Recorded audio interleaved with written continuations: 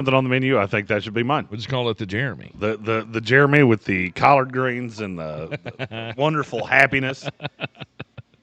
It is a kickoff Thursday, also a Threadbare Thursday. So if you're joining us on the YouTube stream, get those comments in, and we will get to as many of the topics as we can throughout the program this afternoon. Jeremy, Bills and the Texans tonight. Woohoo! The kickoff game here at the Back Alley Bar at Bears Smokehouse. Are you more or less excited for this game than you were for Jets Patriots last week? I don't know. I was going to say more right off the bat, but then I was like, well, actually, last week I was kind of looking forward to seeing Drake May solo on the screen. Like, I don't do that. And, it's like the first, I think it's like one of the first, probably the first NFL game he's been in that he was the only one I was watching. So, I mean, there was that. I guess I would say more by a smidge. Get Josh Allen and the Giraffe, Davis Mills. Davis Mills has had some games where he's been competitive. Against NFL teams or against figments of your imagination? But the Buffalo Bills defense is not that great. So I don't know if you were like me. Did you ever watch National Geographic when you were a child? I did. This is not quite the stealthy jaguar. Uh-huh. But I don't know what animals eat which ones, but I'm going to go out on a limb and say the stealthy bison is going to have him a nice giraffe dinner this evening. What was the accent there? Well, why did they always have British people? Why did you turn that? They always have British people. You know that. Okay. You can't have people like me go, hey, look, that giraffe's getting eaten by that buffalo. It doesn't work that way. Nobody wants to watch that show. I don't believe that's actually a thing, though. Yeah, here's Jim Bob Cooter narrating the Serengeti. Hey, look, that cat's eating that big thing. Bison don't eat buffalo. They will tonight. Well, bison don't eat buffalo because they're the same thing. But they might eat giraffes. Don't eat giraffes. Wow, already taking a turn here in the Sportsocracy on a Thursday afternoon. Come on down and hang out with us here. Bill Workman's here. He made the trip up from upstate South Carolina. Bill, do you want to say hello to the people? Pick up that microphone right there. Ooh, that was weird. I hadn't turned that mic on yet, so we'll see how that sounds. We'll see how this sounds. Oh, there you go. It opens up all the ambiance. See, it's called the triangulation thing. You get 3 open microphones in a room, and now you get everything happening. Man, it really does open up the back for of the sure. room. So now no one in this building is having a secret conversation. So if anybody's on a working lunch, we're about to know. So now we can hear all your trade secrets. So what it do? That's right. You come down to the Back Alley Bar, maybe eat your lunch elsewhere. So, Bill Workman, you've made the trip up here. How are you? How was the ride? It was a good ride. It was a good ride from Greenville. Yeah. A lot has changed over 3 years since I've been here last. Wow, it's been 3 years since you've been in Asheville. Ask yourself this question: if you lived in Greenville, how often do you make it to Greenville? Not often. There you go. Yeah. So I guess everybody that lives in Greenville loves Asheville. Everybody loves in Asheville loves Greenville. It's weird. Yeah, it is weird. It is weird. All right, I'm gonna work on that microphone during the commercial break. We'll see if I can not make that sound so distracting in my head. Well, the question I've always had between Asheville and Greenville is all these people that drive back and forth to each one. Hey, why do you not sell your house to the person down there, and then you can drive shorter distances? Mm-hmm. And then when I get on 26. I'm not going to want to kill so many of you. So you go. When you go down? You go I-26 to 25. Yeah. Okay. All right. That is the way to go. Don't take this as I can't say that these are causal. I don't know that I am the causation of this. Mm-hmm. But Monday when I went to Greenville, there were 4,000 state troopers from the state of South Carolina on 25. I turned on Waze, and it was like every half mile. Yeah, they'll up ahead, there is a police officer. When you get down to the TR. Old TR. Good place to get. They'll pop you. I'm telling you, I want to be the marketing director for Travelers Rest. Old TR, a good place to get a beer and a ski R. Lots of trouble down there.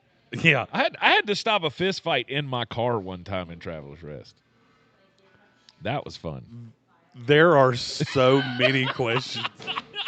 You realize if the fist fight happened in your car that you had to be involved in some shape, form, or fashion. I was not involved. There were several of us in the vehicle, and two of the occupants who were riding in the back, not my children, by the way, not the twins, not the, it wasn't like 9-year-old twins in the back getting on each other's nerves.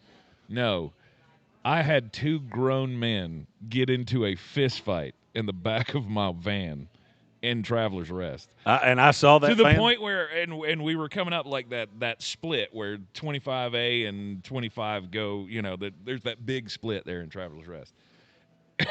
And that would be White Horse Road is the one he's referring to. Yeah. That's it. That's the name of it.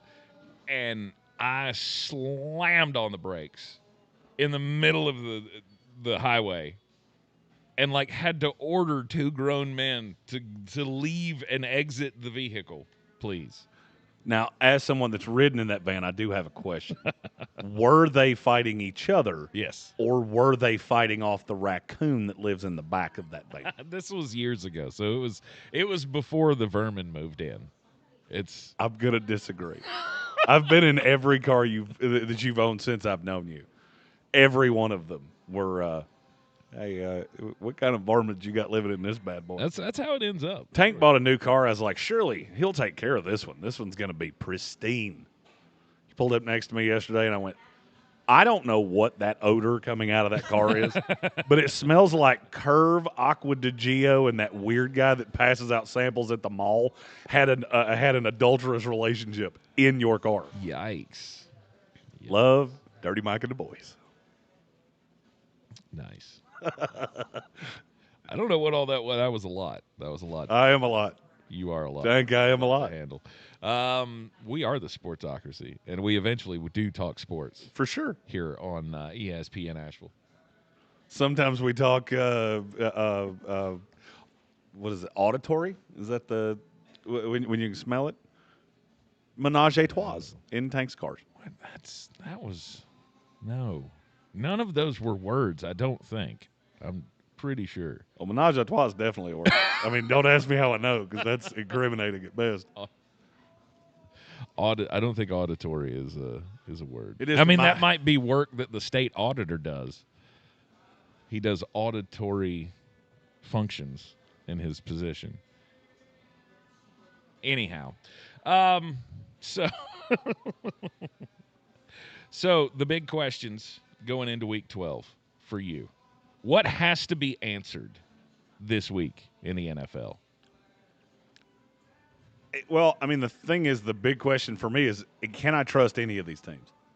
Is there one team in the NFL that I, honest to God, can trust? Because it seems like every time I think there's one, they disappear. I think there's been one. Who?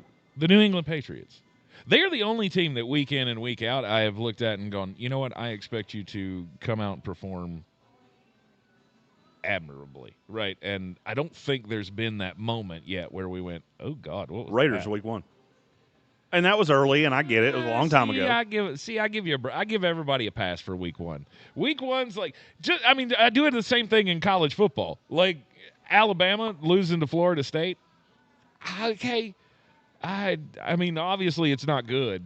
Obviously it looks like a bad loss now. It is. But a bad week loss. 1 is so easy to just not be ready. To lose to the Raiders. Yeah. You get 2 weeks of preparation and you lose to the Raiders. Yeah, I'm sorry, I don't forget that. Look, I'm not defending the Raiders here.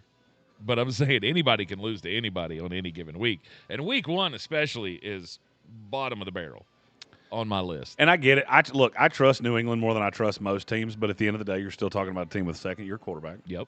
That had turnover issues in college, a running game that Josh McDaniels cannot seem to figure out on a consistent basis, a young offensive line, and a defense that's still coming together. Oh, and by the way, you haven't beaten a single team that I think is any good.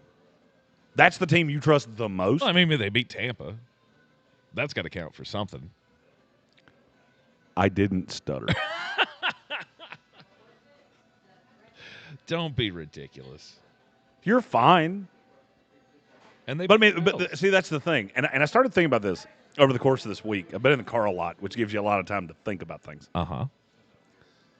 We talk about how every one of these teams doesn't have a signature win. What is a signature win at this point? I mean, this league is so insane. What is a signature win? Well, I mean, I would say a signature win would be going on the road and beating a division leader, a team like the Tampa Bay Buccaneers. So they beat a division leader that's in a division with Kirk O'Chains, itty-bitty Bryce Young, and shuck around and find out. Yes. That's what I'm supposed to Yes, so basically what you just said is the equivalent of I should be really happy that Florida State beat Kent State because they're a good team in the MAC. I know they're not good. It was the first one off the top of my head. I can't see my computer. It's too far away. That was the wildest extreme you could have used. But you took the worst division in the NFL. You're leading that division. I don't care. So that's the problem. And that's where I'm getting with this. When I don't believe in any of you, none of you have signature wins. Okay. Green Bay beat Detroit. Awesome for you. You also got beat by the Cleveland Browns, the Carolina Panthers, and you struggled with the New York Giants. Sure. And I can do that with every single team. Well, you happen to pick a very okay team to say that. All right, so give me a good team. Say Philadelphia, I dare you. You mean that team that got skull-rocked by the exciting whites of the New York Giants? That was lightning in a bottle. It doesn't matter. There's an excuse for everybody. I get it. I feel like the New England Patriots are the closest thing we have to a team that you can trust. Well, I mean, you know what the sad thing is? I agree with you. Okay. I agree with you wholeheartedly. Because if you just go down the list of teams that we think are good, Detroit, you scare me to death when you play outside because your quarterback seems to be a house cat. You make it less than 40. You take his air conditioning away, and all of a sudden he looks very mediocre at best. He's all about climate control. For sure. Yeah. He is a guy that has the butt warmer in his truck on with the one level every time he gets in it, no matter what the temperature is outside. Right. Just because he likes to be toasty. Philadelphia, oh, great, a team that can't score. Yeah, that's They right. cannot score. No matter how much talent you give them, they cannot score. And you just keep going down the line. Mm-hmm. Every single one of these teams has a belly button. And the more you look at them, the weirder they get. The Los Angeles Rams. There too. The Rams would be high for me. I go back to that weird Thursday night game with San Francisco. What the hell was that? A mediocre to bad San Francisco defense, and you couldn't score on them for three quarters. Mm-hmm. And you have a receiver that's Crash Bandicoot and a quarterback that'll be 38 years old next week. Yeah, but it's the best thing going today. For sure. Learn to love it. I don't agree, or I don't disagree. Going today. As long as it's still working, we're good. Hey, when the lights turn on, the DJ starts playing closing time, that 7 becomes a 10. Right. And that 4 becomes a 7. Right. I mean, this is totally 1990s Four Horsemen. I mean, do we remember what happened when Rick went away? Right? It was a lot of Dean Malenko and Kevin Sullivan. Woo! Steve Mongo McMichael. Arn Anderson at 80 years old with a bunch of dudes. I honestly, I think Arn Anderson's been 80 years old for 25 years. But when he was there, it was hell on wheels. And it was all systems go. And the LA Rams, they got to be number 2. Most trustworthy team in the NFL. They're up there very high for me. And the only reason that I'm not willing to throw dirt on the Kansas City Chiefs is because I don't know who in the world you're supposed to trust. Because, look, Kansas City's been terrible. Mm-hmm. They've been awful. You watch them on tape, and it'll make your ears bleed. But I keep coming back to, okay, if I had to bet my house on anybody to beat them, even with them having to come to you and they've been awful on the road. Uh-huh. I think they're 1-4 on the road this year. Sounds right. I still believe when we get to the playoffs, I'm not going to be shocked if Pat Mahomes can go in there and beat you. When I'm looking at Bo Nix, Daniel Jones, Drake May, Davis Mills, Trevor Lawrence. By the way, these are all playoff quarterbacks for right now. Yes. Davis Mills is not, but he's only a game out. Right. It's hard to trust guys that have never done it before. I mean, I try to come around on the Detroit Lions because I feel like they're at the oldest stage of maturation right now. I mean, obviously we have teams that have been there, the Kansas City Chiefs. But we have so many new kids on the block, so to speak. I just can't remember a year that's ever been like this. I can't remember a time where I'm looking around going, I don't trust anything. I've never watched that show, Stranger Things. No. I don't know squat about it. I know it's sci-fi. It's everything I hate in the world. But I kind of feel like the NFL's in that vein of you can't trust anything you're seeing because it all feels like a work. Every bit of this feels like work. It feels like at any given time, Philadelphia's going to figure out this offense, and all of a sudden they're going to be the big bad cat on the block. Detroit's going to get healthy, and they're going to be the big bad cat on the block. Kansas City's going to figure out how to blitz and not just be an absolute sieve on the back half. And they're going to figure out a receiver that Pat can trust. And they're going to be the big bad cat on the block because I just don't trust a lot of what I'm seeing here. Uh-huh. Indianapolis feels like the old story of the tortoise and the hare. Indianapolis is the hare. They've run out, and they're getting a little cocky. Okay, you have one offensive player that legit scares me. It's Jonathan Taylor. And if you told me his legs fell off on Sunday, I wouldn't be shocked. Like a G.I. Joe that went to that weird kid that liked to destroy everything, and his legs just pop off his body. I'm not going to be surprised by that. I mean, the dude's on pace for like 400 carries this year. Yeah, I mean, and nobody ever does that. You know why? Because it's stupid. Yeah, yeah. But if you're Indianapolis, you have to. Right. Yeah. Because the alternative is what's behind him. I couldn't name you other than that. What is that kid's name? Goodson. Goodson? Mike, I think it's Mike Goodson. That's back Iowa? behind him. Yes. I could not name you another running back on that team. Yeah. So they don't have any other choice. And I feel that way with several of these teams. You don't have a counterpunch. Tyler Goodson. Mike Goodson played for the Jets, and he did shooting range in an airport. Tyler Goodson. You're not supposed to do that. Amir Abdullah. Ugh. And DJ Giddens. Ugh. Well, I like DJ Giddens. I mean, he maybe. The only problem is that he couldn't block me. Who can you trust? Week 12. It's getting to that point. We're at week 12, and now it's go time. Now we have to figure out who you really are. And figuring out who to trust is proven to be very, very difficult. You're in the Sportsocracy, and this is ESPN Asheville.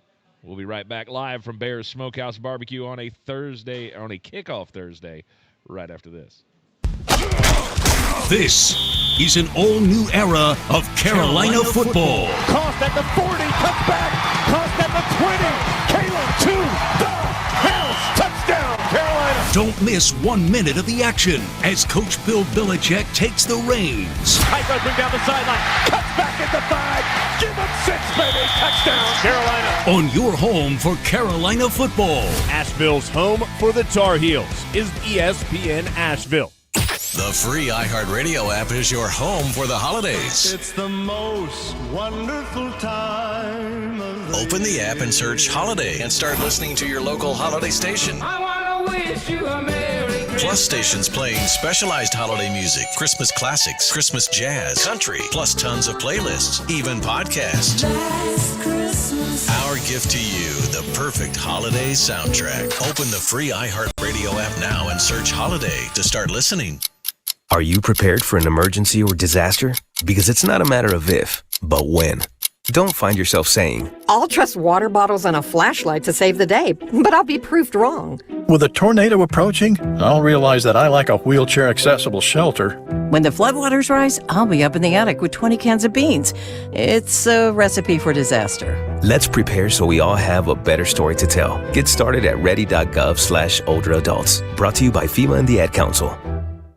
This season, discover the heart of Asheville at Wicked Weed. Visit our downtown brew pub for award-winning beers, burgers, and pub fare, plus a cozy downstairs tap room, beer garden, and free tours of our original 15-barrel brewery. Or head to the South Slope and experience the Funkatorium, home to Neapolitan-style pizza, savory meatballs, and 32 rotating taps. Whether you're craving hops or holiday cheer, Wicked Weed Brewing has your perfect pour. Learn more at wickedweedbrewing.com.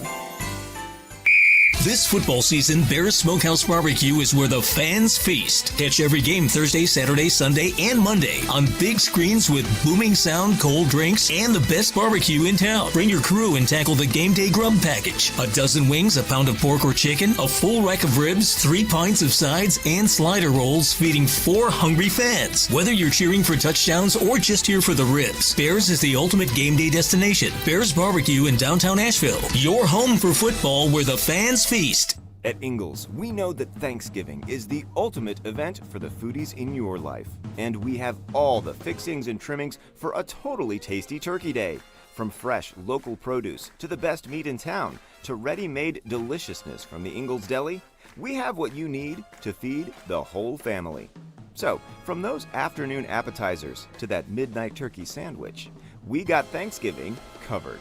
Ingles, low prices, love the savings. Selling your home? Don't settle for average. Our real estate team at Clarissa Sells WNC and eXp Realty offers Zillow Showcase, an exclusive AI-powered listing experience available to just the top 10% of all listings in our area. With immersive media, cutting-edge design, and elevated marketing, Showcase listings, they go pending quicker and sell for up to $9,000 more than standard listings. Ready to stand out in a crowded market? Give our team a call today, 828-774-6343, because your home deserves the spotlight.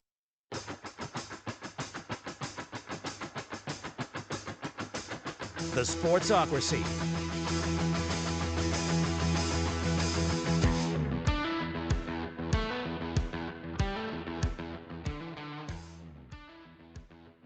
It is a kickoff Thursday.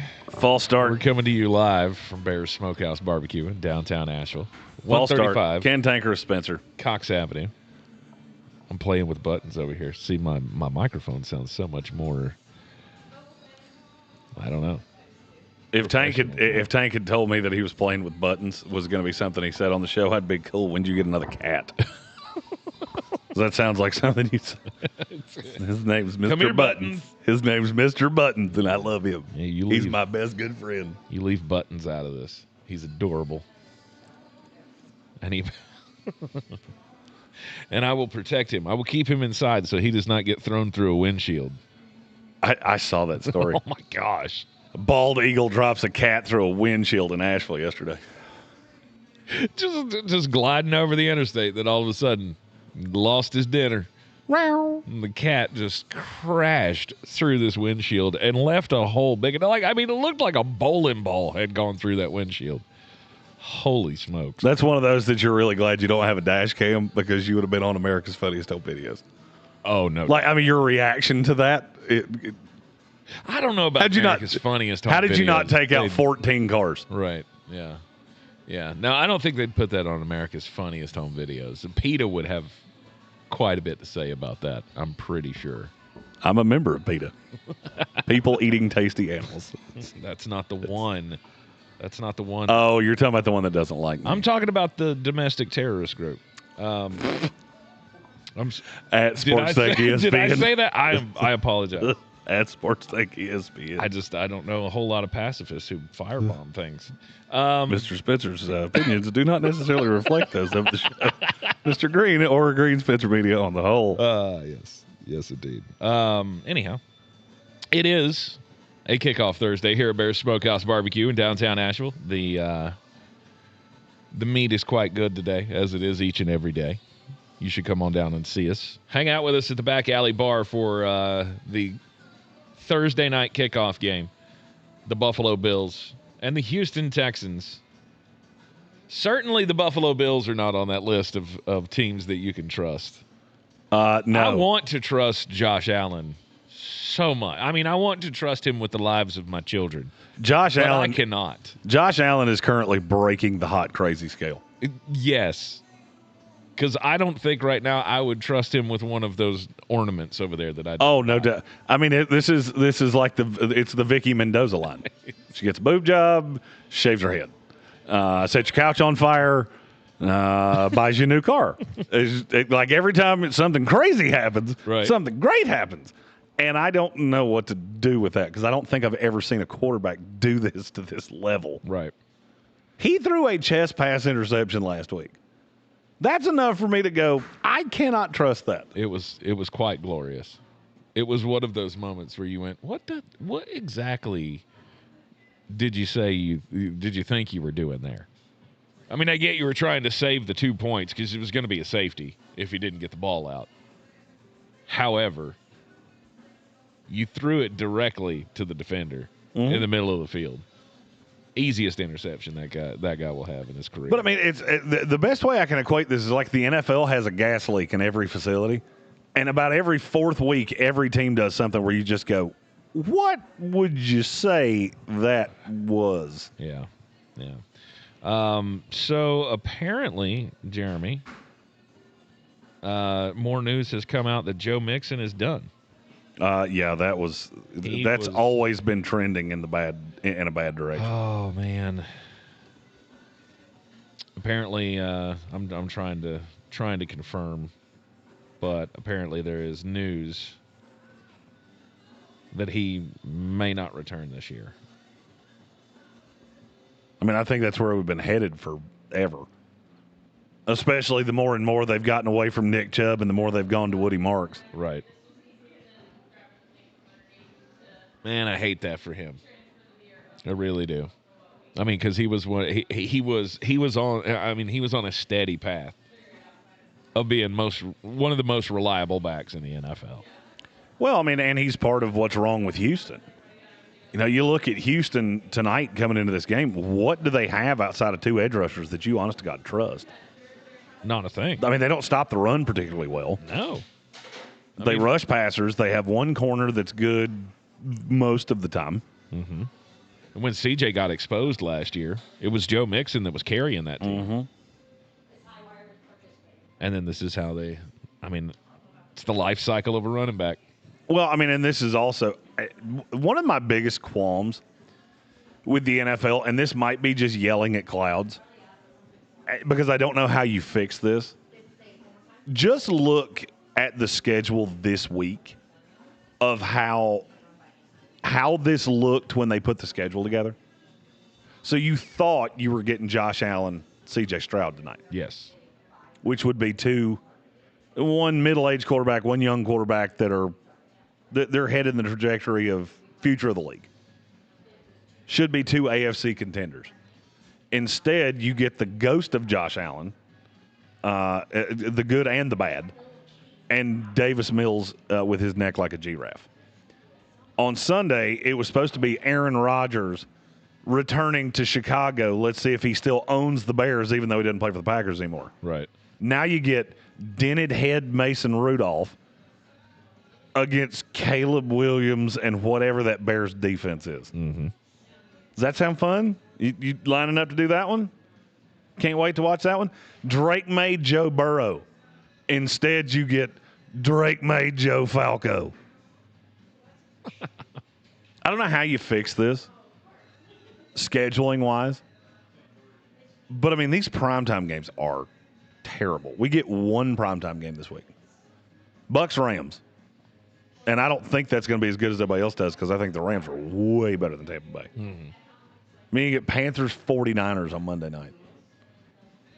That one never made sense. Carolina has just wanted to throw that one out there. That one never made sense. That one's better today than it was when the schedule came out. Yes. Not even close. Yes. That's 10 times better today than it was when the schedule came out. I mean, it's just bad luck. Everybody, you can't have a flex schedule. I mean, is that what you're talking about? Why can you not have a flex schedule? Really? Oh, because what about the 60,000 people in the stadium? You paid a gajillion. I promise you, bro, you can take a couple hours off work to get there. Oh, it's at 8 o'clock on a Monday night. I'll bet you. You know what? I'll bet you, Daryl, you find a way to get to Susie's softball game, I bet you'll find a way to get to 49ers Panthers. Uh-huh. I always hear people, you can't have a flex schedule. Why? Nobody has ever given me an answer as to why you can't have that. That would be absolute chaos to How? try to figure out week to week who you're playing. I'm not saying you got to do it week to week. College football does this 2 weeks out. You look at it, and now we're to the end of the season now, but next year when the schedule comes out, look how long out you have the kickoff time on a college football game. The kickoff time, yeah, but you already have your plans in place for where you're going to go. And what exactly changes about that? Well, if you had the Amazon team has if you had a completely flex schedule, you're talking about 1 week I'm going to the Raiders. Mm-hmm. What does that? And the next week, what? It's luck of the draw that I might have to go to the Rams. You plan them 2 weeks out, just like college football does. Weird. ABC figures this out every single week, and you're telling me the NFL can't do it? For some reason, do you see how stupid that sounds when you say it out loud? ABC has no clue what game they're doing. The primetime game, they don't have a clue until the week before. I mean, you're laughing. What I just said it's a fact. That wasn't an opinion. Sure. Kirk Herbstreit has no clue what game he's doing the Saturday before. The NFL can't figure that out? Really? Really? No. Okay, so other than no, give me an explanation of how. These same exact television partners. 32 teams 2 weeks at a time? I'm not trying to move 32 teams. You put out a schedule, and instead of, we can only flex 2 games because apparently 2's the magic number. We can flex everything. We can flex every single thing. We get 3 standalone games a week. And in the last 2 weeks, we've had the Houston Texans, the New York Jets, the San Francisco 49ers twice, the Atlanta Falcons, and you're telling me the NFL can't logistically figure out, hey, you know how you were supposed to go do this game on Sunday? Well, now you're doing it on Monday. Yeah, I promise you they can. Okay. Now I understand. I'm not talking about switching the games. I thought you were talking about switching all the teams because you were talking about, these matchups suck, so we should change the matchup. Because I use I use the ones that the A teams are doing. Chicago, Pittsburgh is getting one of CBS's A teams. That doesn't make a lick of sense. Well, I mean, that game should be called by Adam Archuleta and whoever we allow to get in the stadium. Sure. But the NFL just, we can't do that. Yes, you can.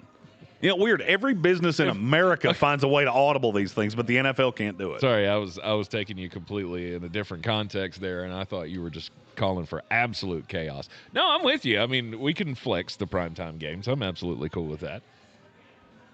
I mean, yeah, you do it a couple of weeks out. All right. Makes all the sense in the world now. No, you were going into super flex scheduling. I thought you were saying, like, okay, well, 2 weeks ago we wouldn't have scheduled this game between the Pittsburgh Steelers and the Chicago Bears, so we're just going to have blank slate. No, 2 I want weeks that out, and then we're going to figure out, well, you know what? Let's put Pittsburgh up against Cleveland. No, I want that game aired in Chicago, Pittsburgh, and nowhere else. Gotcha. If you don't have Sunday Ticket or DC Streams, I want you to have to find that one on some cracked YouTube channel. Yeah, that's why you should do it. That's why you should get off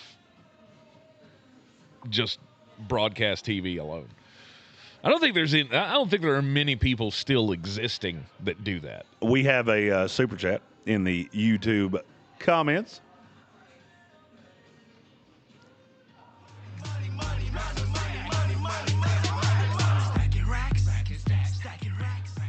From our buddy Great North Sports said, starting in week 10, you look at the primetime games and flex to better performing teams. Call it flex day and change the schedule even just one at a time. Oh, yeah. Tell me that wouldn't be better. Yeah. I mean, right now, all right, so this week's obviously a wash because we're all ready to Thursday. So what I'm proposing here, next week's Thanksgiving. Let's go 1 week out from that. So we'll go to week 14. Right. Cowboys-Lions. I wouldn't watch that game if you played it in my backyard because the Lions are going to kill you. Because you cannot score with them, for one, and they can stop you. Mm-hmm. So why can we not flex that to Indianapolis, Jackson? That was the one. Indianapolis, Jacksonville on Thursday. Your Sunday night game is Texans, Chiefs. So we get the Texans in primetime 2 out of 3 weeks. That'll be riveting. Yeah. Eagles, Chargers, we can leave that. Leave that on. I mean, I'm not in love with it. I do think Jalen Phillips is going to haunt Justin Herbert's nightmares. Jalen Phillips is about to become Justin Herbert's version of Freddy Krueger. Right. But that's fine. Yeah. Bears, Packers would be another one. Yeah, that would probably Steelers, Ravens would probably be my Sunday night game. Flex that out a week out. Who's that actually inconveniencing? Oh, Chris Collinsworth, you who shows up on Saturday before a game. Sorry to inconvenience you, but we switched your flight. Yeah, he doesn't care. Sorry, you got to verse yourself on the Pittsburgh Steelers and the Baltimore Ravens instead of Davis Mills. Yeah, no, it's all about the planning that goes into hosting those events. The planning is so much easier than what you think. The hardest part of the planning is the scheduling. It doesn't matter if you're doing this at 1 o'clock in the afternoon or 8:30 at night. Dude, I used to travel all over the country. My schedule could change the day I was headed to the airport. Yeah, for you, but for 60,000 people coming in and out of the city. We don't care about you. Straight up. Who doesn't care about you? The NFL does not care about you, and they've made this abundantly clear. If nobody ever bought another seat to an NFL game, it wouldn't change the NFL one iota. Okay. Does it change Major League Baseball? Nobody goes to A's games. Do they still have a network deal? Oh, yeah, they do. Yeah, because you make exponentially more from television than you do in the stadium. Tell me what the NFL's done to make your in-stadium experience more comfortable in the last 10 years. I can't wait to hear this. What do you mean? I mean, name one thing. Stadiums are always upgrading with new seats and that's big video boards. That's and the all team. The I didn't ask you about the team. I said, what has the NFL done to make your experience in the stadium more pleasurable? Does your cell phone work in a stadium? No, because very rarely. Mm-hmm. We take videos in stadiums. I can't even post them to Facebook. I have to go to hide in the bathroom. Sure. Can you get the audio? That's a stadium thing, though. That's not an NFL thing. Not necessarily, because the NFL controls the airspace. That's the reason you can't fly a drone over a stadium. They control the airspace. Do you want to upgrade the tower? That's not on the team. The NFL would have to do that. You'd have to put something in the stadium to make it work. Can you hear the audio from the play-by-play? No. In the concourse, you can. And not from the play-by-play. You hear the in-game announcer. I'm talking about the television call. You hear the radio call at Bank of America. And I get that. That's the team. Again, you're stuck on the team. I don't give a damn about the team. The team wants you to show up because they're the ones selling the tickets. The NFL doesn't care because they don't make any money off of it. But the NFL is the teams. What are you talking about? Of course they care if people show up. No, the NFL's not the teams. When you buy a ticket to Bank of America, how much money did the NFL make off that? Not one dadgum dime. David Tepper did because he owns the stadium, and the city of Charlotte does. The NFL does not care if you go to the stadium. They do not care. That's why the parking is a nightmare. It's why everything around these stadiums has never been upgraded. You can't tell me the NFL can't do it. They don't care. They want you to sit at home and watch these games. That's not. I'll be honest with you. I don't even think that's an opinion. It's an absolute fact. Mm-hmm. They make billions of dollars off television revenue. Sure they do. They make nothing off you in the stadium. The team does. Mm-hmm. They don't. They want you at home. Okay. It's one of the reasons they've never done anything about StubHub either, because they don't care. Oh, you had to pay $400 to get in a stadium? Cool, it makes you less likely to do it. That is an interesting take. I have never heard anybody say a sports league doesn't want people to show up to their games. If they have their choice of you sit in the stadium and pay David Tepper, or you sit at home and consume their commercials and buy Mercedes, they will 100% take the Mercedes because they don't care. Okay. The COVID year where you couldn't go in a stadium, hey, did the NFL just have unbelievable losses? No, they made billions of dollars. They didn't care. Mm-hmm. Every other sport couldn't figure that out. The NFL did because they don't care. The NFL is a television product. That's the reason this upsets me so much, is that you get to this point of, well, the travel logistics. That's called a cop-out. In sales, that's called a stupid objection of you're trying to get away from me. Mm-hmm. Well, I have to talk to my wife. No, you don't. This is your car. Your wife doesn't care about your car. She might care about the money you're spending, but you talked about that before you showed up here. Those are called stupid objections. Mm-hmm. You want out of here. You don't want to do this. So why haven't they done it? That's the best question I've got. Right. If you're right, and you know what I don't think? Care, why haven't they done I have a philosophy on what it is. Okay. I think it's the union. I think the union does not want players to have their schedule flexed like that more than X number of times. It's the reason we have a cap on the number of flex games. Mm-hmm. It's the reason they don't use it when they very obviously should have. Last week you get Jets, Patriots. You could flex that to any game on the schedule and it wouldn't have mattered. Wouldn't have mattered. Nobody would have cared. The Jets are awful. But then you get into moving Thursday nights to Sunday nights. A long week was supposed to be a short week. I mean, that gets pretty hard on you, doesn't it, as an athlete? We give teams the option to play the week after they fly to Spain. I don't think they really care about, well, now you have to play on Thursday. Okay. You don't have to take a bye week after an international game. Right. It's way harder to fly back here from Spain and play on Sunday than it is to, we bumped the game up 2 days. Missing 2 days of rest. There's no 2 days of rest. It's 2 days of practice that you didn't get. If you play on Thursday, you have a film day on Monday, maybe some light on field work. You work on Tuesday, and 9 times out of 10, you either travel Thursday morning or Wednesday late. If anything, you get more rest because you don't practice as much, because those are practice days. It's all about the way the schedule's broken down. But what you just said, it's a complete myth. If you play on, the only discrepancy between playing on a Thursday and playing on a Sunday, and I've been told this by no less than 50 guys that work for NFL teams, the only difference is 2 days of practice. You know what we don't do? Install new stuff. That's the reason Thursday games are such turds, because all you're doing is basically running the exact same install that you had the week before. And a lot of teams have gotten smart and figured out, what works against the team we play on Sunday, and then we'll work against the team we play on Thursday, because I don't have enough time for an install. Mm-hmm. That's it. Everything else is exactly the same. If you're going to get treatment on Monday, you still get treatment on Monday. You still watch film on Monday. Tuesday, you come in and have a full practice the way you have every other week for the entire year. Where the discrepancy comes in is you don't have that Thursday, Friday. Mm-hmm. And some teams don't practice in full on Friday anyway. But I don't have that time to recover if I'm injured. Sure. Concussions, that is a problem. Yeah. I mean, C.J. Stroud's not playing this week because of that. Right. I don't know. That feels like Now, and I've thought about this after you asked me, why has the NFL not done it? I don't know. Because they don't have to. Because we'll sit here tonight and watch Houston Texans, Buffalo Bills.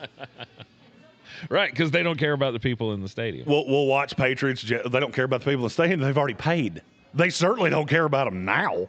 You've already paid the ticket price. I don't care what you do. Show up, don't show up. I can care less. I have your money. Oh, goodness. We got to take a break here on ESPN Asheville. It's 92.9 FM, 880 AM, and 1400. We'll be right back. Bears Smokehouse Barbecue in downtown Asheville. ESPN Asheville, your mountain weather forecast. We'll continue to sort out the beginning of the weekend forecast as there may get a little bit of rain or some showers. But for now, we'll enjoy the afternoon. Lots of sunshine with some clouds at times, 70 degrees. There actually may be a little bit more cloud than sun. Tonight, cloudy and a slight chance we see some rain or showers. Tomorrow, slight chance of showers, 72. And showers more likely Friday night. Scattered showers, maybe some steady rain on Saturday, but not a bunch, 72. From the Weather Channel, I'm Ray Stajic. This report is sponsored by Audible. Audible's romance collection has something to satisfy every side of you. Fall for a brooding duke. Dive into a steamy romantasy series from Sarah J. Maas. Or find the perfect rom-com from Lily Chu. Start listening free when you sign up for a 30-day trial at audible.com. Oh, how's that flu, babe? Did you take DayQuil Intense Flu yet? Nah, I got this. Ugh, okay, I don't got this. You stay on the couch, and I'll grab the DayQuil. Undo your flu symptoms with DayQuil Intense Flu. DayQuil Intense Flu provides powerful relief of your flu symptoms. I'm ready for that to-do list. Wow, you do got this. DayQuil Intense Flu. The daytime coughing, aching, fever, under your flu, medicine. Use as directed, keep out of reach of children.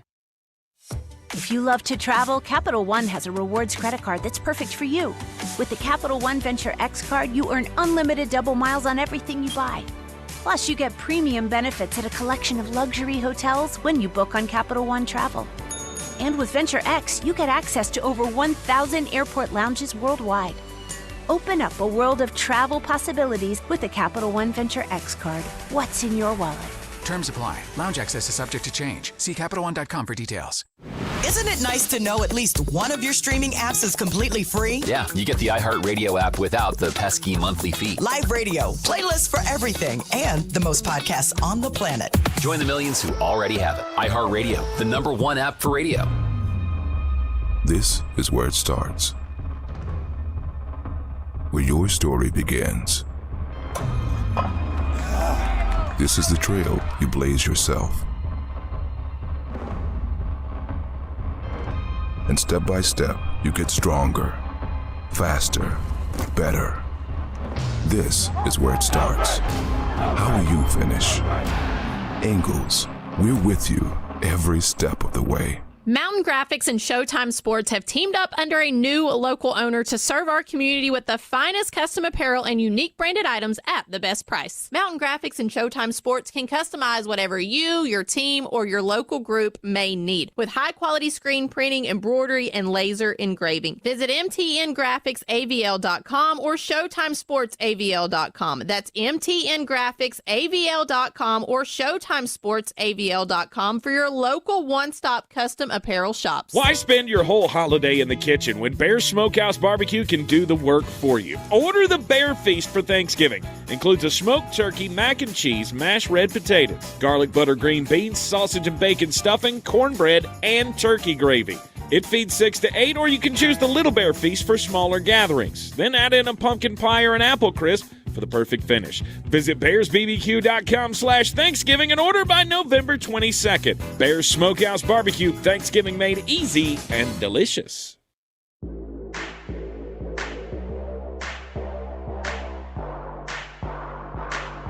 The Sportsocracy.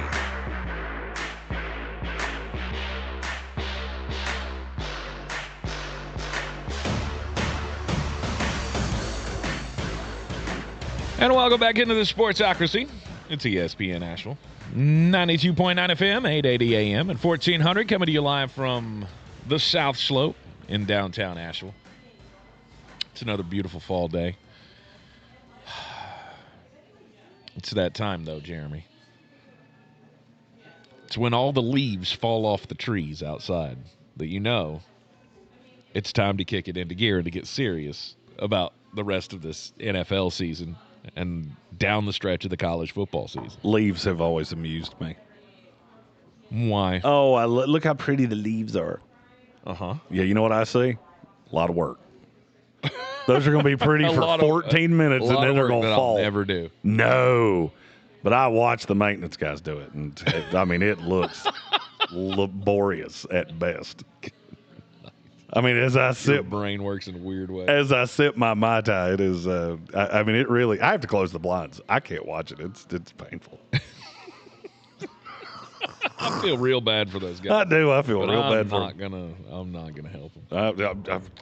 No, you got paid to do that. It's good to have people to do your things. I didn't say that. No, it is. I didn't say I didn't think it. No, it absolutely is. Oh, it's fantastic. It absolutely is. My wife actually did some yard work last week, and I was like, holy cow, this is a whole nother level of love that I never knew existed. That's the first time that woman has ever touched anything in our yard. It has been a long-standing tradition of the girls don't work outside. Apparently that was the rule in her house. And when she picked up a leaf blower, I went, holy, she actually knows how to do this thing. That's awesome. Gave her an extra star on her chart for that. And I said, I closed the blinds to not watch our people blow the leaves, and somehow Tank made him what he said worse than what I said. Sanders Sports in our YouTube chat has a good point. Okay, what's he got? Said, my question is, if this day is Tuesday and they changed the schedule, if you're scheduled Sunday, now you're Thursday, and they did that more than once, would there be a gray rule internally? They wouldn't do it to you more than once. There'd be and that's the whole ramifications of the schedule is give and take. I'll tell you something that Tank, you know this well. I'm on the internal server for the NFL. Mm-hmm. The Friday thing, it's happening. It's happening. It's just a question of when. When we go to the 18-week schedule, we're going to have Friday night NFL games. Okay. Period. The NFL Players Union can fight it all they want to. They don't care. That's another primetime purveyance point. Because I'm going to ask you a question. I want to see how close you get to this. All right. What is the difference monetarily in a primetime game and a standard 1 o'clock CBS game? How much more money does Amazon make for tonight than CBS makes for Steelers Bears? I don't know, $1 million. It's $100 million. That's the discrepancy. $100 million. It's $100 million Per game? Per game. $100 million. That's the discrepancy. And now that gets into some kind of gray business areas. The direct buy is $40 million more. Now, where they get that other 60, I don't know. These are studies that people way smarter than me do. Mm-hmm. So what's the NFL going to do? They're going to find a way. Because high school football, I've always laughed at, but we can't tamper with high school football. The NFL cares more about high school football than they do their fans, but it's only by a little bit. But just a fraction. We don't care.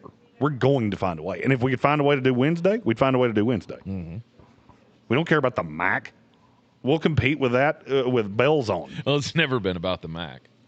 It's always been about the schedule. It's always been about how much rest can we get this team. Do you remember when we started doing Thursday Night Football, how much gnashing of teeth there was about that? Absolutely.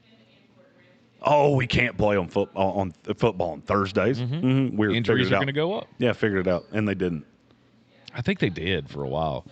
I remember talking about that when we first made the switch, but then it evened out, and it's negligible. Yep, that's called anecdotal evidence. Yeah. It's not enough of a sample size for you to actually figure it out. Now we have one. There's no difference whatsoever. Yeah.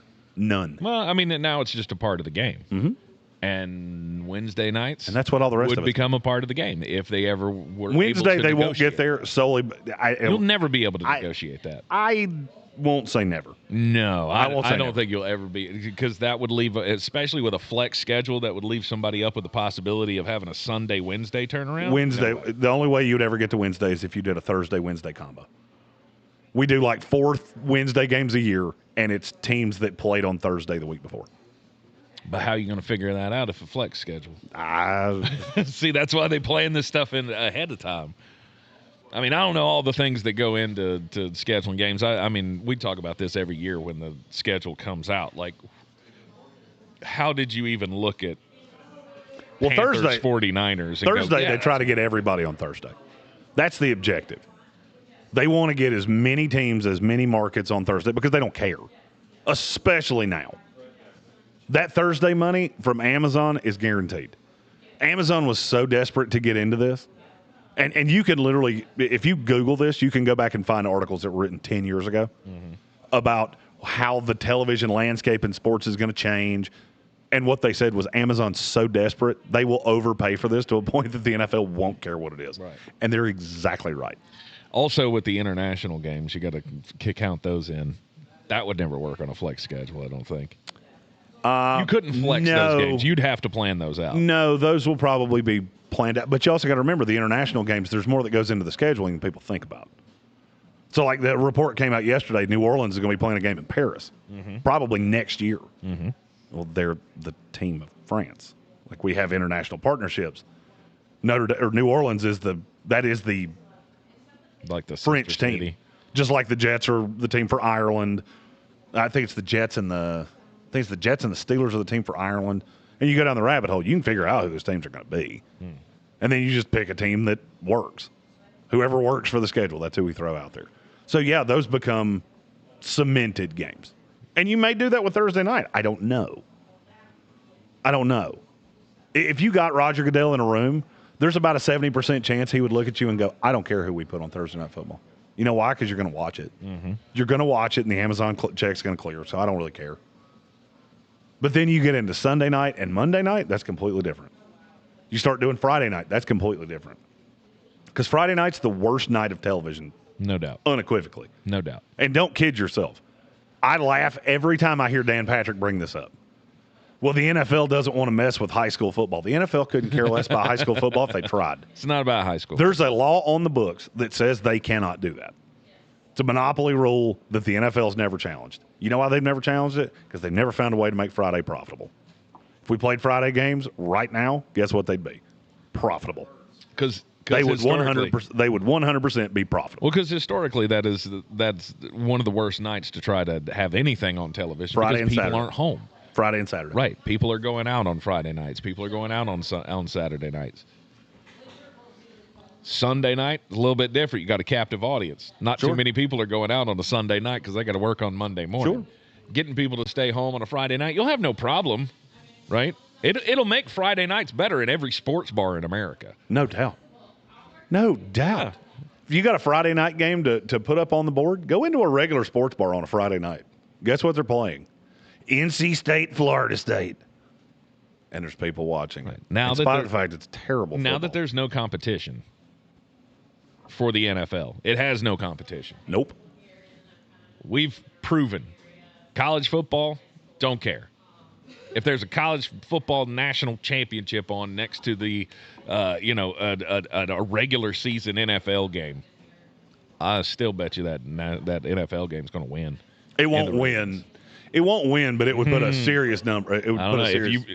If you put out like Bills Chiefs, that's different. Right? You put out a serious game. You said a regular game. No, I'm saying like it is a regular season game. But even if that was that game, like I mean, I don't. It would do. Right, I was going to say I don't see 27 million people turning that off and going, "Hey, let's go watch the college football playoff or whatever." It wouldn't happen. And the reason that college football works is because college football knows its place. Yep.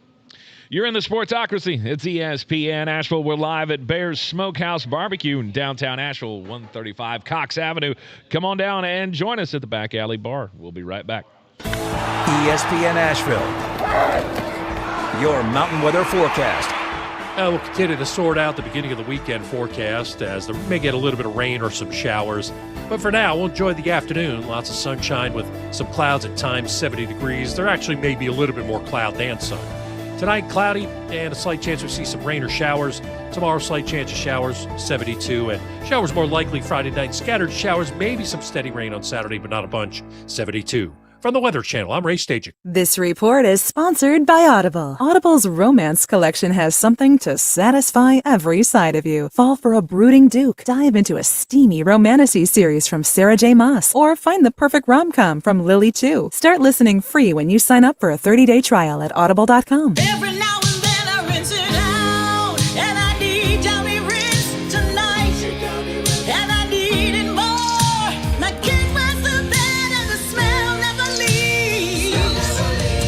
I don't know what to do, I'm always in the dark. The sweat and dead short smells like a dog park. Downy rinse it tonight. Downy Rinse fights stubborn odors in just one wash. When impossible odors get stuck in, Rinse it out. The holidays mean more travel, more shopping, more time online, and more personal info in more places that could expose you more to identity theft. But LifeLock monitors millions of data points per second. If your identity is stolen, our US-based restoration specialists will fix it, guaranteed, or your money back. Don't face drained accounts, fraudulent loans, or financial losses alone. Get more holiday fun and less holiday worry with LifeLock. Save up to 40% your first year with promo code NEWS. Visit lifelock.com. Terms apply. It all comes down to this, folks. Yep, the entire season is on the line. But my throat has officially thrown in the towel. Sounds like you need Vicks VapoCool drops. They're max strength and vaporize sore throat pain. Whoa! These VapoCool drops hit fast. Speaking of fast, did you just see that play? Yeah, he vaporized that ball. That pun should have come with a penalty. Vaporize sore throat pain with Vicks VapoCool drops. Use as directed. When you're trying to find quality candidates, all the searching, screening, and interviewing can become a job itself. You need Indeed, the all-in-one platform that makes it easy to interview, screen, and hire quality people. Visit Indeed.com/credit. This is J.W. Whitley, General Manager at Parks Ford of Hendersonville. Our value of commitment. Committed to you as our customers and the community that we serve. To do better, be better every day. That's the Parks Promise. Experience the Parks Promise today at parksfordhendersonville.com. This football season, Bear Smokehouse Barbecue is where the fans feast. Catch every game Thursday, Saturday, Sunday, and Monday on big screens with booming sound, cold drinks, and the best barbecue in town. Bring your crew and tackle the game day grub package. A dozen wings, a pound of pork or chicken, a full rack of ribs, 3 pints of sides, and slider rolls, feeding 4 hungry fans. Whether you're cheering for touchdowns or just here for the ribs, Bears is the ultimate game day destination. Bears Barbecue in downtown Asheville, your home for football, where the fans feast. Clarissa sells WNC as the #1 team in Buncombe County. We have the customer service experience to assist you in achieving your real estate goals. Our team offers something that 90% of listings in our market won't have, Zillow Showcase. Check us out at clarissasellswnc.com. From the Ingles studio, WPEK Fairview, WMXF Waynesville, W225CJ Candler, the #1 preset in your car, and the new and improved iHeartRadio app. Free never sounded so good. Live from the Ingles studio. I can't wait to play with myself every day. The Sportsocracy. Damn the devil to hell! Let the big dog feed! Let him on the field! Come get you some of this. Fire them cannons! By golly, put more powder in those things. He couldn't take any more disappointment. Oh, my God. The Jets killed him.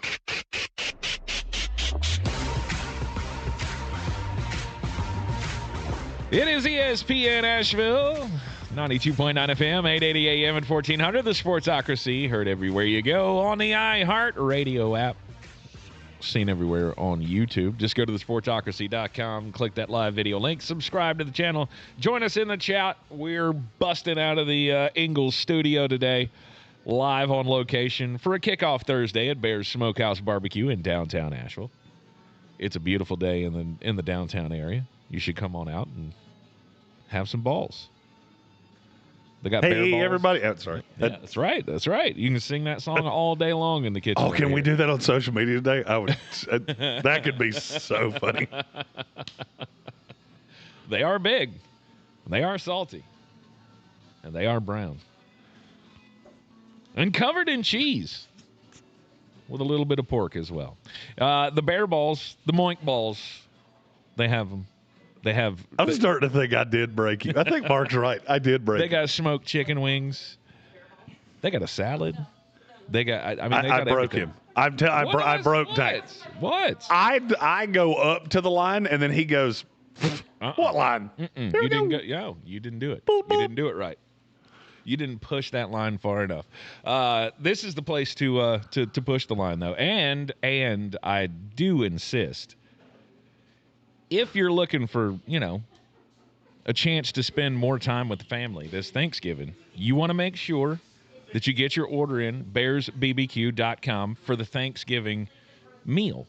They got the Big Bear Feast, they got the Little Bear Feast, and the key to the whole thing, if you bought an apple crisp to go with that whole scenario there, go get you a little bit of Cool Whip.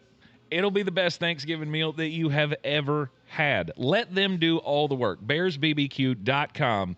That is the website. You need to get your order in by the 22nd, which means that is 2 days from now. Saturday, you have to get your order in. So do it now. BearsBBQ.com. And I must emphasize that you do not ruin the delicious Bears barbecue with Cool Whip. No, you don't put that on the barbecue. You don't put it on anything. You don't put it. You know what you put? The apple. You know where Cool Whip belongs, Tank? In the garbage. No. In the garbage. No. Whipped cream is disgusting. No. It is disgusting. And if you put it in my milkshake, I will give it back. I will go through the drive-thru at Sonic, and if you give me a milkshake with whipped cream after I've said no. Well, yeah, that's I don't want the cherry either, but I can throw that out the window and a bird will enjoy it. That's fine. You save all of Jeremy's Cool Whip, and you give it to me. I usually tell them, take whatever Cool Whip you were going to put on my item and put it on my wife's because she doesn't enjoy the Cool Whip. Yes. I am a big fan of Cool Whip, and it goes on damn near anything. I don't enjoy anything that ends in whip. No Cool Whip, no Miracle Whip, no Whip. No. Okay. I'm going to leave that one alone. It is the Sportsocracy on a kickoff Thursday. I opened. I shut the other one. You went through that one and you left this. Well, look, You were maddeningly inconsistent. I was going to involve someone else in that, and I don't know that she would appreciate it. Oh, so, no collateral damage there, right? Keep that name out your mouth. I was told strictly one time. So, Jeremy. She would beat you like a sled dog. She would. No chance. No chance. I got close to that line and went, I'm going to run away. That's one tiger I don't want to tangle with. On a kickoff Thursday, Jeremy, what's on your mind? You said you had an interesting question. I do. I was listening to Dan Patrick earlier. Obviously now with me being here, there, and everywhere, we're listening to all the sports. And I heard I heard them talking about they have determined what they can't figure out what the perfect height for a man is, but they know what the worst height for a man is. Okay. With some study that they did. Okay. If you had to guess what is the worst height possible for a man, and it's a range. The worst height possible for a man. I'm gonna say it would be like the super tall guys, like the 6 to 7 foot. So that was 2. That was number 2. That was 2. Okay. All right. So it goes in 3-inch increments. Okay. All right. The worst height for a man is 5'9" to 5'11". And I immediately thought of Tank here because he is 5'9", but he tells people he's 5'11". Exactly. Do you know why? No, I do not. Why? So anybody over 6 foot, obviously, the dating advantage, because most women say their ideal height is either 6 foot or 6'2". Okay. Under 5'8", you are 4 times more likely to be a billionaire. Okay. There is a shocking number of billionaires in this country that are 5'8" or shorter. That's not really surprising. I mean, because... no one will, I've met a lot of short dudes in my life, and many short dudes have got a good amount of money. And it's because, they're a little different, right? The short dudes, they got a little extra step, right? They got that Napoleon complex thing going on, and when you're out to conquer the world, you're going to conquer a hill or two. So they're doing well. It's still not enough. Okay, I guess I could see that. So 5'9" to 5'11" is the worst height, the averagest of average. You don't get the bump in monetary success, which I do understand. It has very little to do with that. It's just kind of an anecdotal. Right. You're not tall enough for the ladies. Yeah. In large part. Although something I did not know, there are a lot of women that like short guys. Didn't know that. Sure. I did not know that. I learned a lot this morning. Learn something new every day. And what issue of Cosmopolitan did you read this in? They said it on Dan Patrick, and then I found it on Google. And I'm not ashamed to admit, I sat in the parking lot of Bears and read the entire article and walked away from that going, I don't know if I'm supposed to feel better or worse after I read that. Okay. Because I'm like butting up to the bad side of you're just like big and tall and scare the children. Mm-hmm. But apparently there's no financial incentive unless you play in the NBA. Which no. Yeah, I was going to say, like, that's the only that would be to me the only real positive of being a giant is hopefully you got some skill and you can play basketball. I think Stephen Tao just one comment of the day. What'd he say? He said Tim is short for Timothy and Tank is short for a person. Okay. All right. Oh, that's funny.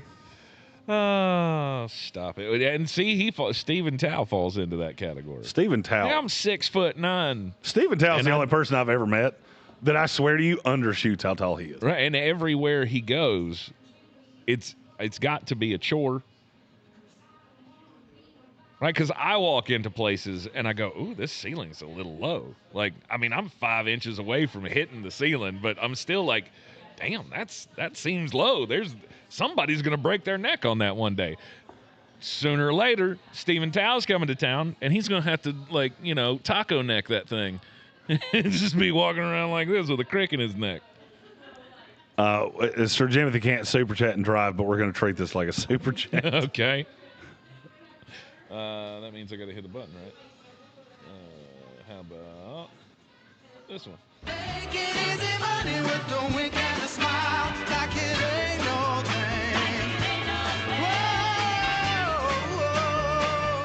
Bill Workman's seen what I'm about to read, and now I have to figure out how to coyly ask this. He said, entertain me with answering 2 fantasy questions. First, should I start DeAndre Swift or Xavier Leggett this week? DeAndre Swift. I would go with DeAndre Swift. He's just more consistent. I'm not scared of Pittsburgh at all.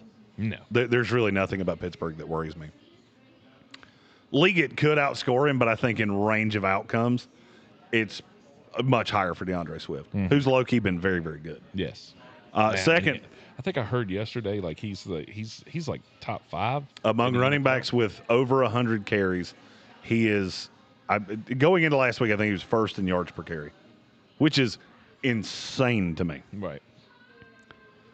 Second fantasy question: have we confirmed if Gail Benson is a client of Fixodent? So obsessed. Jimothy's love affair with Gail Benson. Jimothy's got an issue. He has seriously got an issue. I mean, you know what they say: older the berry, sweeter the juice.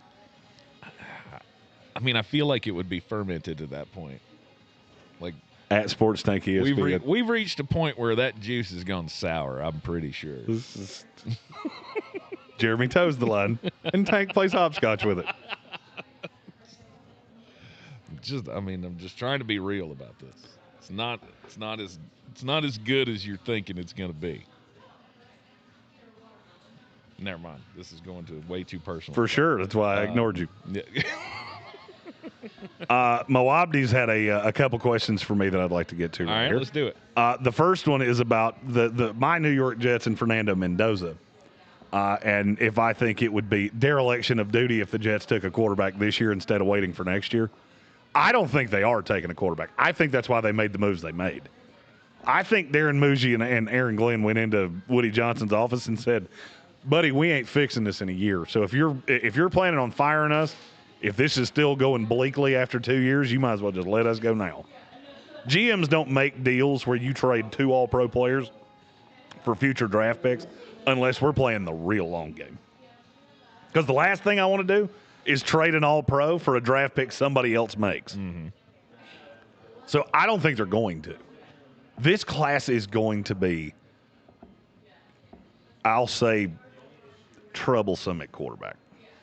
So, but do the quarterbacks still go high?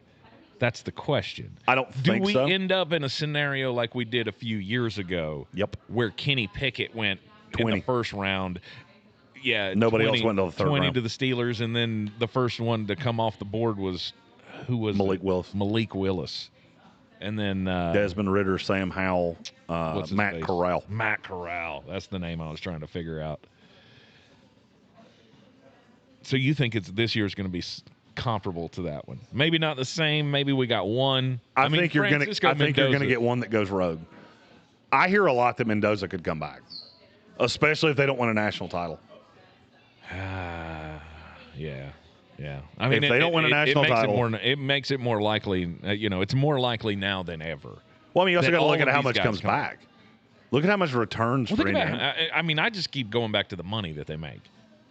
I mean, the money that he can make in his senior year at Indiana is more than he's going to be able to make on the rookie scale in the NFL. Well, so why would I do that? Well, now this brings up an interesting point. I met with an agent while I was in Greenville. Right.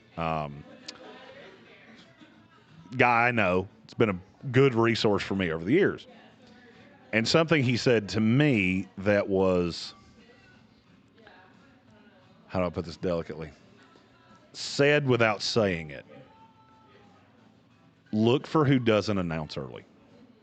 So when we get to the declaration date, watch the guys that announce early. Those guys are going to stay at a very large chunk. The guys that hold off, it's because they're waiting to see how many declare. And don't be surprised if one of these guys, and there is a name that I've heard a lot, and it's Dante Moore. don't be surprised if everybody – oh, we're coming back. Mendoza's coming back. Lenora Sellers is coming back. You see a large number of these guys. And then Dante Moore goes, I'm the 8 at 2 a.m. Like I'm going to be the number one pick, and somebody's going to give up the farm to get me because I'm the only one here. Mm-hmm. You know, in a famine, bread becomes a delicacy. And see, that's kind of where you could get into. And that's where I was falling with Francisco Mendoza.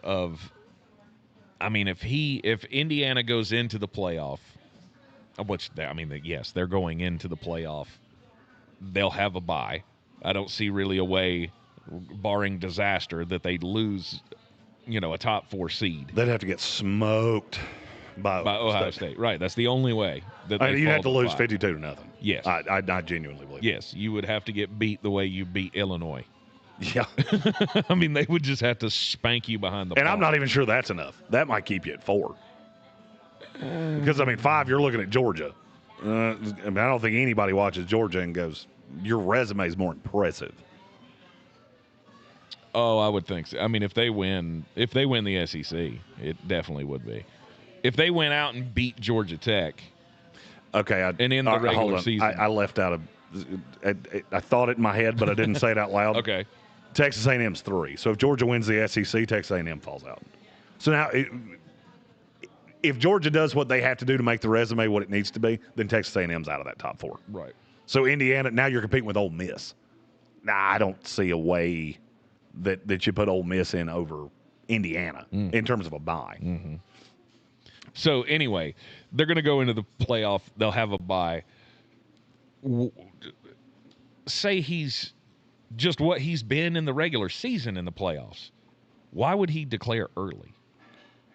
What's the incentive for him to declare early? Do I not want to sit around and find out who else is going?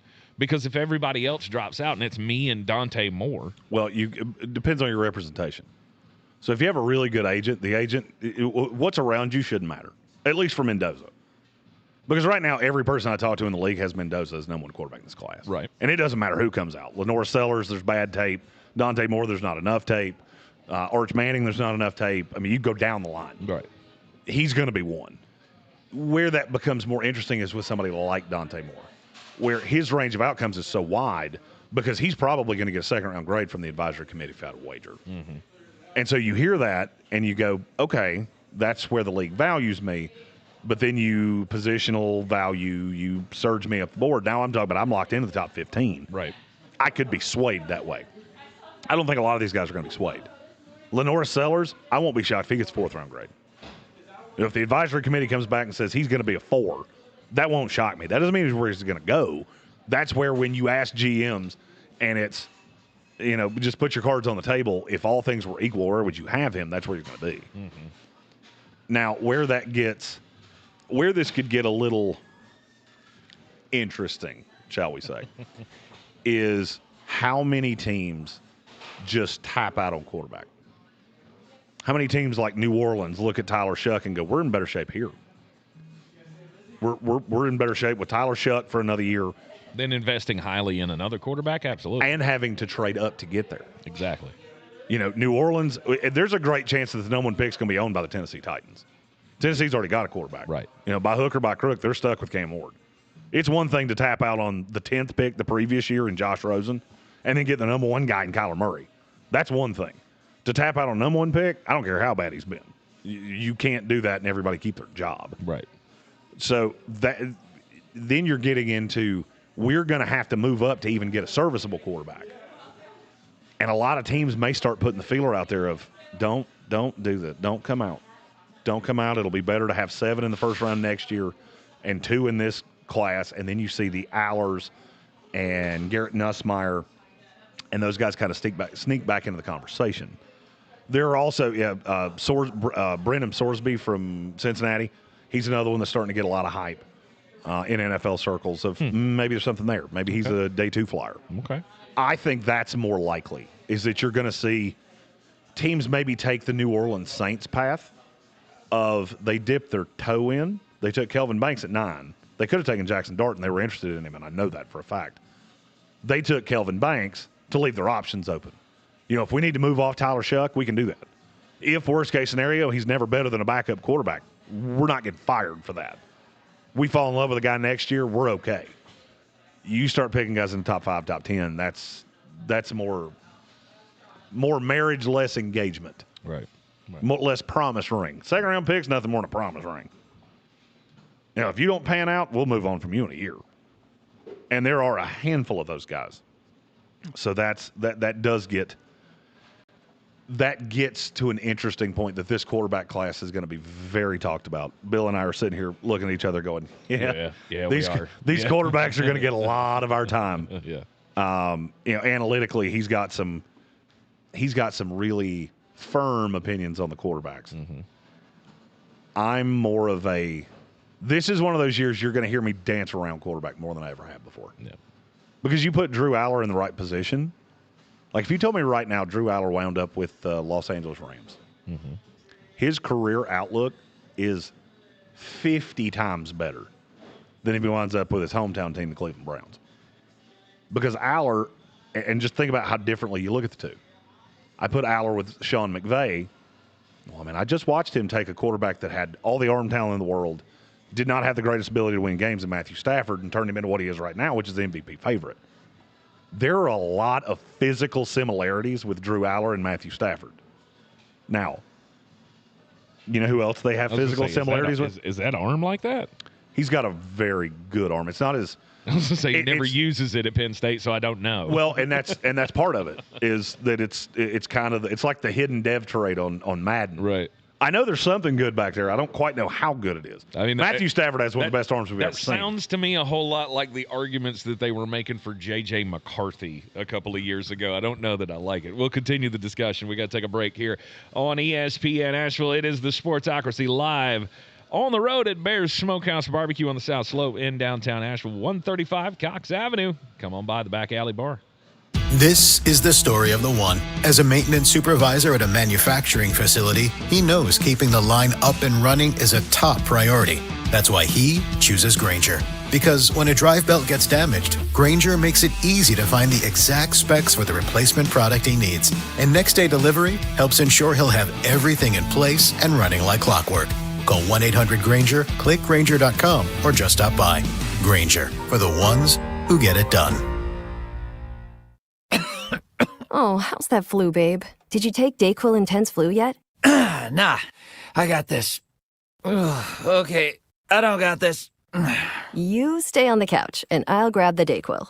Undo your flu symptoms with DayQuil Intense Flu. DayQuil Intense Flu provides powerful relief of your flu symptoms. I'm ready for that to-do list. Wow, you do got this. DayQuil Intense Flu. The daytime coughing, aching, fever, under your flu, medicine. Use as directed, keep out of reach of children.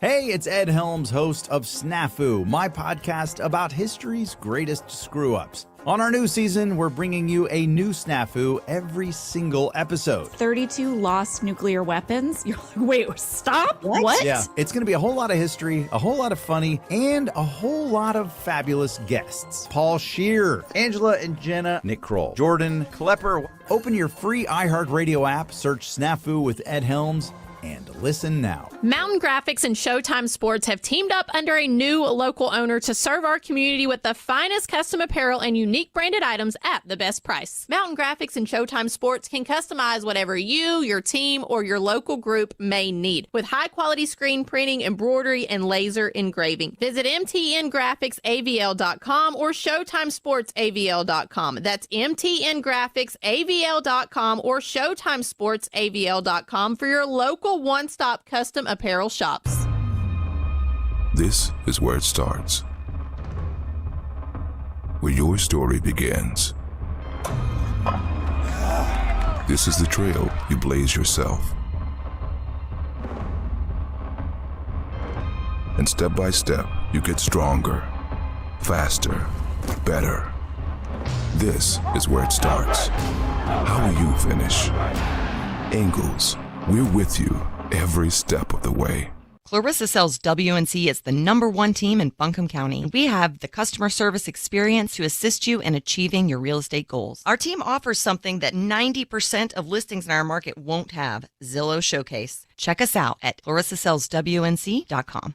Do better, be better every day. That's the Parks Promise. Our mission, to improve lives with every interaction. This is JW, General Manager at Parks Ford Hendersonville. Experience the Parks Promise today at parksfordhendersonville.com. That's parksfordhendersonville.com. Why spend your whole holiday in the kitchen when Bear Smokehouse Barbecue can do the work for you? Order the Bear Feast for Thanksgiving. Includes a smoked turkey, mac and cheese, mashed red potatoes, garlic butter green beans, sausage and bacon stuffing, cornbread, and turkey gravy.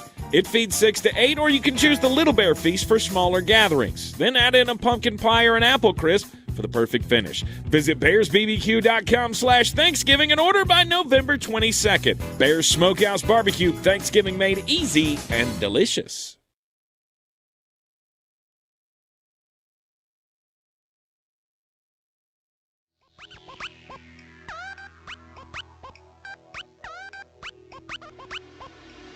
The Sportsocracy.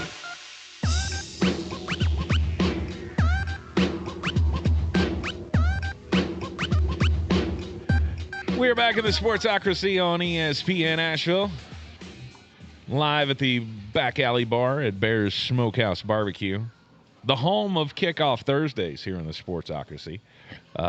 We've already had our fantastic lunch for the day. I can't wait to have my fantastic dessert for later. My dessert, which has now become the poutine, the bear poutine. Which You're having poutine for dessert? Oh my gosh! I mean, was that not the perfect way to just kind of cap off last Thursday night when we were sitting at the bar, just sorting through the tater tots and the cheese curds? I mean, I vaguely remember it being pretty good, but I was about 7 vodka Red Bulls deep by that point. That's the whole point, my friend. It's the perfect dessert for the evening. Jason Trump showed up last week. Next thing I knew, it was on like Donkey Kong. He handed me he asked Ellie, the bartender that's usually here with us on Thursday nights, hey, what's he drinking? The next thing I knew, I had 3 more come from 3 people I didn't know, and I was like, oh, I'm Ralph Wiggum. Oh, dear. I'm in danger. That's the new life hack that I've found here at Bears Smokehouse Barbecue. You get the poutine, but you get it with the tater tots instead of the French fries. And this way, you get to play the fun game of, is it a tater tot or is it a cheese curd? And it's a nice little surprise because it's all covered in gravy and you don't really know the difference. I agree with everything he just said, and yet that was somehow top 3 fattest things I've ever heard him say. I don't know if you paid attention lately, but I may not be a small man, but I love a complex carbohydrate. Oh, yeah. You said life hack, and I don't know what the opposite of a life hack is. Oh, here's one. Don't drink vodka and Red Bull together. Get a little toasty, and then you're too wired to go to sleep. Well, there is. And then you take NyQuil, and your body's in delirium. It's like, I don't know if we're coming or going. Yeah. There is that. So if you had to make a wager, Jeremy, just to put the cap on the conversation that we were just having, if you had to make a wager, who's in and who's out for the 2026 NFL Draft when it comes to quarterbacks? If I had to bet my house on it right now? Yep. I'll take Mendoza's in. I'll take Moore, Sellers out. Arch is out. Mm-hmm. There's going to be a weird one. There's always a weird one. Tiger Dickens. First of all, he's a sophomore, so he can't declare. I thought he was a junior. The name, and I'm Bill and I have not discussed this. It's a name I've heard, and I don't know what to do with it. John Mateer. I could see a path that he enters. Really? Not because he should, but because he's gonna hear what he wants to hear. He'll get the advice. And he's an older guy, because he was at Washington State for 2 years, and he was at a community college before that. Okay, all right. So I think he's 22 right now. I mean, I could see that one as well. Oklahoma in the college football playoff now. Now that they beat Alabama, it's on. And you just hit something right there too. Never underestimate the quarterback that gets hot in the playoff. It's the last thing we saw. Mm-hmm. It's the George Costanza leave him with a joke. Oh, you tell the big joke and I'm out. and everybody thinks you're hilarious. Well, if you go through the playoff, and I'm trying to think of a quarterback off the top of my head that could do this. Ty Simpson. Let's say Ty Simpson leads Alabama to the national title game. He throws for 3 bills in the title game itself, but Alabama gives up a field goal late and they don't win it. Am I going to ding Ty Simpson for that, or are we going to sit here and go, that's the best quarterback in this class? Never underestimate that late bump. Okay. All right. Also, a phrase I didn't think I was going to say at any point in my life. I like Ty Simpson way better than I thought I was going to. You were pretty hard on Ty. Ty Simpson is, if Mac Jones and Tua Tagovailoa had a baby, and that baby got 80% of the best of both of them, and then 20% of just complete net neutral, that would be him. Because he's more athletic than Mac. Mm-hmm. I think he's more accurate than Tua. And I really like the way he commands that team. An undervalued part of that is look how good that receiving core is. Mm-hmm. With Horton, Jeremy Bernard, Ryan Williams, who has not been anywhere near what we thought he would be. Right. Nobody complains. You ever notice that? Is it weird that you have 3 true ones on a college football team? One of them's not getting the ball anywhere near where we thought he would. Nobody complains. You don't see anybody sulk on the sideline. They all sit together. They're all right beside Ty Simpson, and he rallies the troops every single time they come to the sidelines. I watch that, and you know how bad I hate the comp that I'm getting ready to make right now. I saw that same thing when Tom Brady was at Michigan. Of you're commanding the sideline. You don't get that out of a lot of guys. Right. Dante Moore, he goes over and sits by himself. And that's not a shot. A lot of guys do that. I don't see a lot of 21-year-old kids that can command a locker room the way Ty Simpson does. Yeah. And the family he's come from and the fact he's been around the game, that tells me a lot. You know I love coaches' kids. Coaches' kids are the exact opposite of preachers' daughters. I want to steer into coaches' kids. I want to run away from preachers' daughters because they always have the worst. They got the worst ideas. They'll get you in the most trouble every single time. Might almost married one of those. Makes me a little sensitive to it. You're in the Sportsocracy, and this is ESPN Asheville coming to you live from Bears Smokehouse Barbecue. We'll have more insanity coming up next. ESPN Asheville, your mountain weather forecast. We'll continue to sort out the beginning of the weekend forecast as there may get a little bit of rain or some showers. But for now, we'll enjoy the afternoon. Lots of sunshine with some clouds at times, 70 degrees. There actually may be a little bit more cloud than sun. Tonight, cloudy and a slight chance we see some rain or showers. Tomorrow, slight chance of showers, 72. And showers more likely Friday night. Scattered showers, maybe some steady rain on Saturday, but not a bunch, 72. From the Weather Channel, I'm Ray Staging. This report is sponsored by Bojangles. It's always bow time. It's bow time. When breakfast gives you choices, choose something that'll satisfy. Something like Bo's new smothered steak biscuit. It's your favorite steak biscuit, now topped with savory home-style gravy. Order any time of day. It's only at Bojangles for a limited time. It's bow time. Oh, no.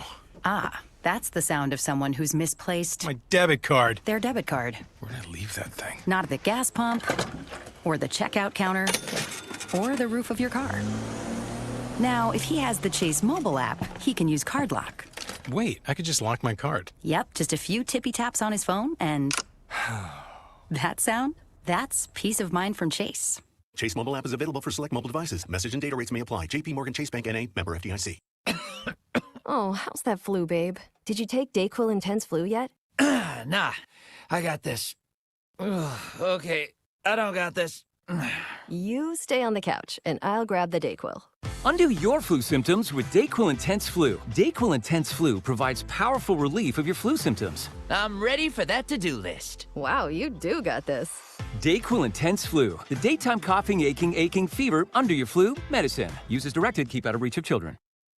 It's Isn't it nice to know at least one of your streaming apps is completely free? Yeah, you get the iHeartRadio app without the pesky monthly fee. Live radio, playlists for everything, and the most podcasts on the planet. Join the millions who already have it. iHeartRadio, the #1 app for radio. At Ingles, we know that Thanksgiving is the ultimate event for the foodies in your life. And we have all the fixings and trimmings for a totally tasty turkey day. From fresh, local produce to the best meat in town to ready-made deliciousness from the Ingles Deli, we have what you need to feed the whole family. So, from those afternoon appetizers to that midnight turkey sandwich, we got Thanksgiving covered. Ingles, low prices, love the savings. This football season, Bear Smokehouse Barbecue is where the fans feast. Catch every game Thursday, Saturday, Sunday, and Monday on big screens with booming sound, cold drinks, and the best barbecue in town. Bring your crew and tackle the game day grub package. A dozen wings, a pound of pork or chicken, a full rack of ribs, 3 pints of sides, and slider rolls, feeding 4 hungry fans. Whether you're cheering for touchdowns or just here for the ribs, Bears is the ultimate game day destination. Bears Barbecue in downtown Asheville, your home for football, where the fans feast. Sure, you know Appalachian Motor Coach is the official shuttle sponsor of the Living the Dream Tailgate Tour. But did you know that they can get you anywhere in style? Weddings, bachelor or bachelorette parties, corporate gatherings, family reunions, Appalachian Motor Coach makes the ride part of the fun. Luxury seating, climate control, and none of the stress of parking or driving. Appalachian Motor Coach gets you there relaxed, on time, and ready for the party. For more information, visit them at AppalachianMotorCoach.com. Appalachian Motor Coach, the best memories start on the ride.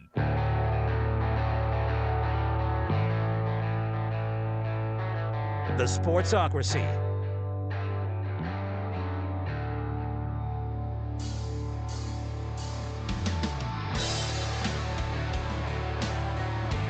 We are back in the Sportsocracy on ESPN Asheville, 92.9 FM, 880 AM and 1400. Coming to you live from Bears Smokehouse Barbecue on the South Slope in downtown Asheville. It is the home of the best meat in town, and you want to come on down and hang out with us at the Back Alley Bar. We're here for a kickoff Thursday, kicking off Week 12 of the NFL season.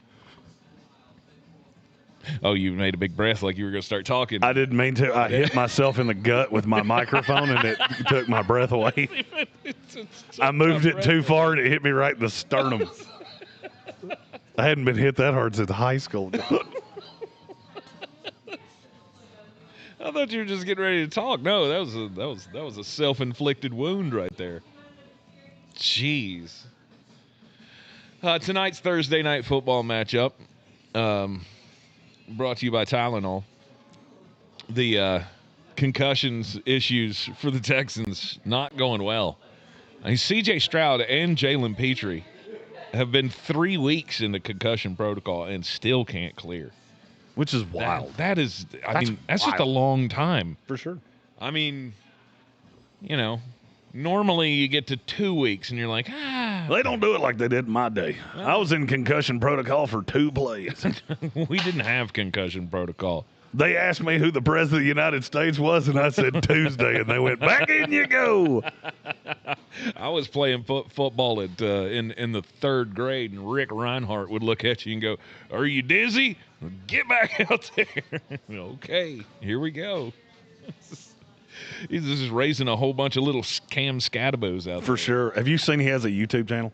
No, I haven't. He plays Madden. He plays Madden on his Always as the Giants. Okay. There's a video of him going, like, rage quit because he didn't make it on 4th and 1 with himself. Oh, I'm sure. It's like, hey, Cam, I don't know if you know how Madden works.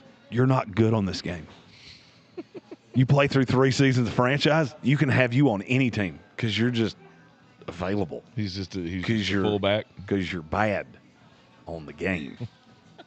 Why'd they do that to him? Because he's a rookie. That's what they do to every rookie. You have to develop those. No. They need to. I mean, he needs to be like NFL blitz. Hey, I'm in the middle of the Madden. He just runs through the line, throwing people 17 yards like he did old Dominic Mysterio on Raw the other night.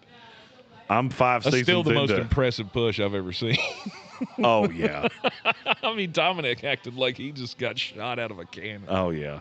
There's a great art to selling. Nobody did it like that clan. Rey Mysterio and Eddie Guerrero and Oh, that's where you learned it. The Rey Mysterio going up against the Big Show. He gets poked. He gets booped on the nose and flips over the top rope. Oh man, that was. I saw them. I saw them practice one time. So I was working the concessions at the North Charleston Coliseum back in the day, and SmackDown came to town. And was that when he had the big fist over the entryway? No, that was before this. So this was like 2003, 4, somewhere in that neighborhood. Was about in that range. Yeah. I think this was before that though. That was my first near-death experience in a stadium because I was serving snow cones, and the North Charleston Coliseum is built. I mean, like there's the Coliseum floor, and then it's built straight up, and those stairs are just steep as hell. And I'm selling snow cones in the top deck. And then all of a sudden, I feel like there was a lot of breakage in that department. I was lucky I did not fall or drop that on somebody that whipped my ass. Or I feel like it was going to happen. I could see it. Tank selling snow cones. I feel like the shrinkage report every week would be, how did we lose 42 snow cones? Dropped a bunch. Well, it was in my mouth. It was all that damn mayor of Knoxville's fault. Because when the lights went out and I was at about row JJ with a full tray of snow cones and the lights just go completely black, even like the little lights on the stairs went out. And then, boo, the cane music hit and the pyro goes off. And, I mean, you could feel the heat on the pyro up in the upper deck. I defecated on myself. Figuratively. And it was like, snow cones are going, let's catch them. Anyway. I don't know if you know what figuratively means, because I would say that would be a literal. It was not. Thankfully, it was not a literal. Old pudding pants. It was not a literal issue. But yeah, no, one of the coolest parts of that was before all of it got going, you know, we're prepping the concession stands and stuff, and they've got the curtains drawn on the, on the event space so you can't see it. Well, I heard things happening, and I was like, what's going on out here? And I opened up the curtain and just, like, snuck through so nobody could see me. And they're all out there. Every one of them are out there, and they're planning through they're going through their spots and what we need to do. And that night, the headliner was the Big Show against Rey Mysterio Jr. And he was almost carrying him around like he was a toddler. I mean, they were just screwing around, and he'd, like, pick him up by the shoulder. Like, I'm not even sure how you grab somebody and grip them by the shoulder to lift them up. But somehow the Big Show got it done. You hit PhD weight loss again, I'll show you. It's quite impressive. Anyway, how did we go down this path? No clue. Yeah, that's what we do. Welcome into Rabbit Hole Radio. Still have never gotten me an animated bunny to jump through the hole on the screen. We do need to figure that out. Yeah. I was promised one of those. We need a sponsor for the Rabbit Hole studio. We need a sponsor for the Rabbit Hole, and that'd be the greatest endorsement ever because you get mentioned 11 times a day. Right. This Rabbit Hole brought to you by. Careful, you're going to get dangerous there. So, Heisman Trophy. Where you sit right now with the Heisman Trophy? Julian saying not close. Really? Not close. Okay. Kid's completing 80% of his passes on the number one team in the country. That's hard to believe. I mean, look, I still maintain it should be Jeremiah Smith. If we're talking about the Heisman is the best player in the country, Jeremiah Smith's the best player in the country. Mm-hmm. So if you don't want to go the Julian Sayin route, sure, you can go that way. This talk of Gooner, yeah, sorry, I'm not going down the Gooner rabbit hole. Oh, Gooner Stockton. This is like Carson Beck all over again. Are you watching these games? Because if you are, I don't see how you're saying that out loud. No, I mean, he's been pretty good the last few games, and this past one was his best one. So he's on the trajectory. I'm not saying he's in the conversation. Don't get me wrong there. I'm not at all saying that. I'm just saying I see how his odds are getting less. Yeah, they should have gone from plus $2 billion to plus 200 million. Well, right now, according to a competitor, I will not say which one. We don't talk about competitors. It's the only list that pulled up for me here. Fernando Mendoza's plus 100. Yeah, he's been around that. And I won't be shocked if he wins it. Sayan's at plus 190. Yeah. Is there any name other than Jeremiah Smith that you would even throw a dart at to win the Heisman Trophy? Dante Moore would be in the discussion. I think they would have to beat. He's not even in the top 10 of this list. Go to DraftKings. It's on the. If you go to the college football tab, awards is the top. It'll tell you the active. I know he's in the top 10. Yeah, let me get. Unless somebody has been bet up aggressively since Monday. Get a more reliable source here. The DraftKings Sportsbook, official sportsbook of the Sportsocracy. Dante Moore would be up there for me. Trinidad Chambliss would have been at a time. He's not there now. Ty Simpson, I think, is at least worth discussing. Mm-hmm. I don't know, because it's a regular season award. I don't really think he's going to have the opportunity. His opportunity to do that was against Oklahoma. He could have put himself in that conversation if he had been just special. And I didn't see special. Mateer missed the time. The arch, that's obvious. Right now, Dante Moore is Jeremiah Love. Dante Moore is 14. He is insane. He is at plus 35,000. The Iowa game hurt him, which was in a monsoon, which is not his fault, but it did hurt him. The official sports book of the Sportsocracy has Mendoza as the favorite. Minus 105. Julian Sayans plus 170. I was about to say, the number you said on Saying a minute ago sounded high. Marcel Reed plus 550. And then you jump up. I think he deserves to be in the conversation. And then you jump up into the thousands. Diego Pavia is plus 1,600. What's Diego Pavia's mom? To win Cougar of the Year? Oh, no. She's minus 10,000 for that one.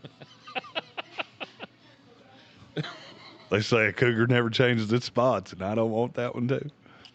You keep them spots the way they are. Mm-hmm. Yes, they do. Yes, they do. You got Jeremiah Love at plus 2,500. He should be lower than that. Gunnar Stockton at plus 3,500.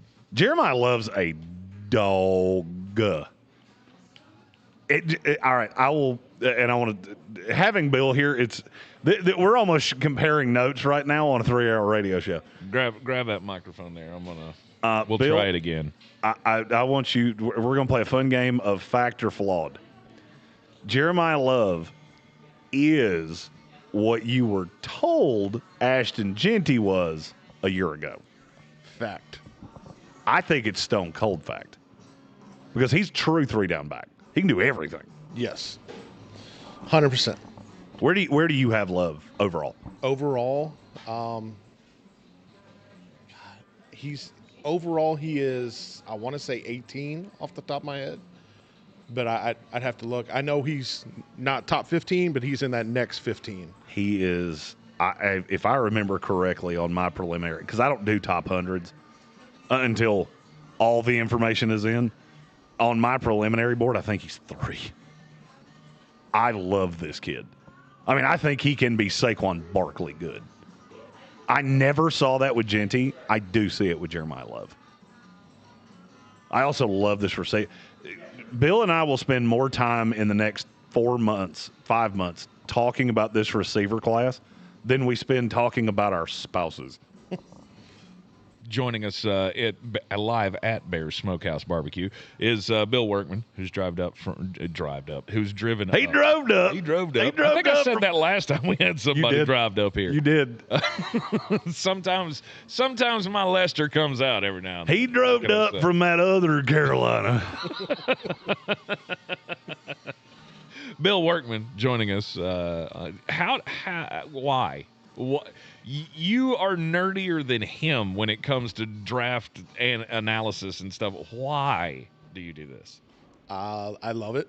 I'm crazy, a little insane. That's the best answer I can give you. I sent his analytics to my guys, Logan Paulson, the guys with the Washington Commanders. His exact phrase was, "That dude is either more psychotic than you, or he is the most brilliant mind in all of analytics," because that is the most in-depth. Hey, what have you got? 800 players on the last list you sent me? 822, yeah. 822. We're in November. That's crazy. I'm a lunatic, and I'm at like 2 and some change. And that was version 5. Version 7 has 1,000. That's nuts. I'm so glad I don't have to compete with him. No doubt. This is that Billy Madison. Thank God I was nice to that guy. Right, like I got to give you the respect for loving the trade and just doing it for the love of the game. I mean, I'm gonna guess you played football. Yes, I did. And have you ever stepped away from the game? So, unfortunately for your listening audience, I went to Inca, so we weren't great at football. That explains a lot. So I had to find other ways to love the game, and never really stepped away from that love. Yeah. Every draft nerd I know has very similar. They all have similar stories. Either they weren't athletic enough to play, which would be, I'm not going to say names, but you probably can figure out who I'm talking about. Or we figured out, I'm going to need to be in this game because I don't really know how to do anything else. And this is the most underserved part. I mean, that's what I did. I loved the draft growing up. I grew up a Jets fan. I mean, there was nothing on the field that I enjoyed until Bill Parcells showed up. And then I figured out the draft is so underserved. And, you know, it's weird. The teams that draft players that I go, no, I wanted him to be a Jet. Those teams wind up in the Super Bowl and the conference championship games, and it just went down kind of a rabbit hole there, for at least for me. Same Panthers fan growing up, so obviously we've had a few good years in there, but not consistently good years. Sir Jimothy in the YouTube chat said, Jeremy, you are no longer the draft nerd. Well, it's funny you should mention that because I now own the draft nerds with an S, and I like to refer to Bill as he is the plural in nerds. We went from one nerd. Is that a new website? It's not yet, but it will be. That is the name of our podcast, though. It's the Draft Nerds Podcast, which will be sponsored by a local brewery. For all inquiries, Jeremy at thesportsocracy.com. If you would like to be the draft in the Draft Nerds, that is quite possible for you to do. He is always hustling, my friends. Always hustling. That's what I respect about you. Well, I mean, we do have, we've got Jonathan Welch that does all the front office stuff. He bathes in that even more than I do. You know, he's a guy that I genuinely I think he can explain an NFL contract to you better than I can. Mm-hmm. I mean, that's coming from a guy that's seen them. Like, there are guys in the league right now that I've held their contract in my hands. I think he can explain it better than I can. Bill, when it comes to, he looks at factors that I don't. You know, and I admit my own limitations. I am a guy, I am obsessed with film. I love to watch film. And there are things that you can glean from the film and from the accruables that can turn into analytical formulas. I just don't know how to do that. No. Bill does. Yeah. All right, Nerds Unite down here at Bear's Smokehouse Barbecue. It's the back alley bar. We're here for a kickoff Thursday. We're gonna get our lantern and put the ring into it here later. It's gonna be awesome. 135 Coxe Avenue. Come on down and see us. It is the Sportsocracy live on ESPN Asheville. And we'll be back right after this. ESPN Asheville. Your mountain weather forecast. We'll continue to sort out the beginning of the weekend forecast as there may get a little bit of rain or some showers. But for now, we'll enjoy the afternoon. Lots of sunshine with some clouds at times, 70 degrees. There actually may be a little bit more cloud than sun. Tonight, cloudy and a slight chance we see some rain or showers. Tomorrow, slight chance of showers, 72. And showers more likely Friday night. Scattered showers, maybe some steady rain on Saturday, but not a bunch, 72. From the Weather Channel, I'm Ray Staging. This report is sponsored by Supersure. Do you own a small business? You need to hear this. A seismic shift is coming. It's time to get super sure. Not kind of sure, not pretty sure, not a little sure, but super sure. It's so exciting. Super sure, coming soon. 'Tis the season. When you're in the mood for holiday music, listen live with the iHeartRadio app and on your radio. 97.7 The Brew, Asheville's Christmas station. Nutcracker Magical Christmas Ballet returns to Asheville. The holidays are about family, tradition, and memories. This year, make yours unforgettable. Experience the magic at Thomas Wolfe Auditorium December 9th. Get your tickets now at nutcracker.com. Honey, that flu keeping you up? Did you take NyQuil Intense Flu? Nah, I got this. Okay, I don't got this. Yeah, you need NyQuil Intense Flu. Undo your flu with NyQuil Intense Flu. NyQuil Intense Flu provides powerful relief of your flu symptoms so you can sleep. You do got this. NyQuil Intense Flu. The nighttime sniffling, aching fever. Best sleep with the flu. Medicine. Use as directed. Keep out of reach of children. I'm Mark Starling, and this Medical Minute is brought to you by Haywood Regional Medical Center. Did you know lung cancer affects more people each year than any other cancer? This November, Haywood Regional Medical Center is observing Lung Cancer Awareness Month, a time to shine a light on prevention, early detection, and hope. The leading risk factor for lung cancer is tobacco use, but other risks include exposure to secondhand smoke, radon, asbestos, and even family history. While not all lung cancers can be prevented, there are steps you can take to lower your risk. Stay away from tobacco, don't smoke, and try to avoid breathing in other people's smoke. Have your home tested for radon and make sure any issues are treated. Eat a healthy diet rich in fruits and vegetables, and most importantly, talk to your doctor about lung cancer screenings, especially if you're at higher risk. Early detection saves lives. This November, take charge of your health and spread awareness with Haywood Regional Medical Center, caring for our community every breath of the way. To learn more or schedule a screening, visit myhaywoodregional.com. This is J.W. Whitley, General Manager at Parks Ford of Hendersonville. Our value of commitment. Committed to you as our customers and the community that we serve. To do better, be better every day. That's the Parks Promise. Experience the Parks Promise today at parksfordhendersonville.com. Selling your home? Don't settle for average. Our real estate team at Clarissa Sells WNC and eXp Realty offers Zillow Showcase, an exclusive AI-powered listing experience available to just the top 10% of all listings in our area. With immersive media, cutting-edge design, and elevated marketing, Showcase listings, they go pending quicker and sell for up to $9,000 more than standard listings. Ready to stand out in a crowded market? Give our team a call today, 828-774-6343, because your home deserves the spotlight. The Sportsocracy. What are you people? On dope? When everything else went dark, we're going to be okay. There was WWNC. We are. God bless you. We are going to be okay. Connecting Western North Carolina to the world through Helene and through today. This is News Radio 570 WWNC. I'm Coley Duffy. I'm Cody Ward. And we're the Chainsaw Brothers. Actually, we're cousins. A few days after Helene, we was in the driveway having a couple beers, waiting on the power to come back on. And we heard so many people calling, needing trees removed, and couldn't afford it. So I called my dad to borrow a chainsaw, and over the next few months, we cleared trees for our neighbors. Our business was born out of wanting to help Western North Carolina get back on our feet. We are fully insured and licensed. We keep our promises, meaning if we say we're going to be there, we'll be there. In these parts, we live how we were raised. When you call the Chainsaw Brothers, you're not a customer, you're family. We're good at what we do, and we do it for a reasonable cost. For all your chainsaw needs, call the Chainsaw Brothers. 828-316-1013. Or find us on Facebook. See how we treat our family. Are you still covered up with storm damage and debris? Call us about our daily rates at 828-316-1013. That's 828-316-1013. We're the Chainsaw Brothers, and with our neighbors, we are Western North Carolina strong. At Ingles, whether we're celebrating Friday night rivals, televising college basketball games, bringing the Fan Fest to semi-pro soccer, or taking you out to the ball game at your minor league park, it's all in the bag. Ingles, low prices, love the savings. From the Ingles studio, WPEK Fairview, WMXF Waynesville, W225CJ Candler, the #1 preset in your car, and the new and improved iHeartRadio app. Free never sounded so good.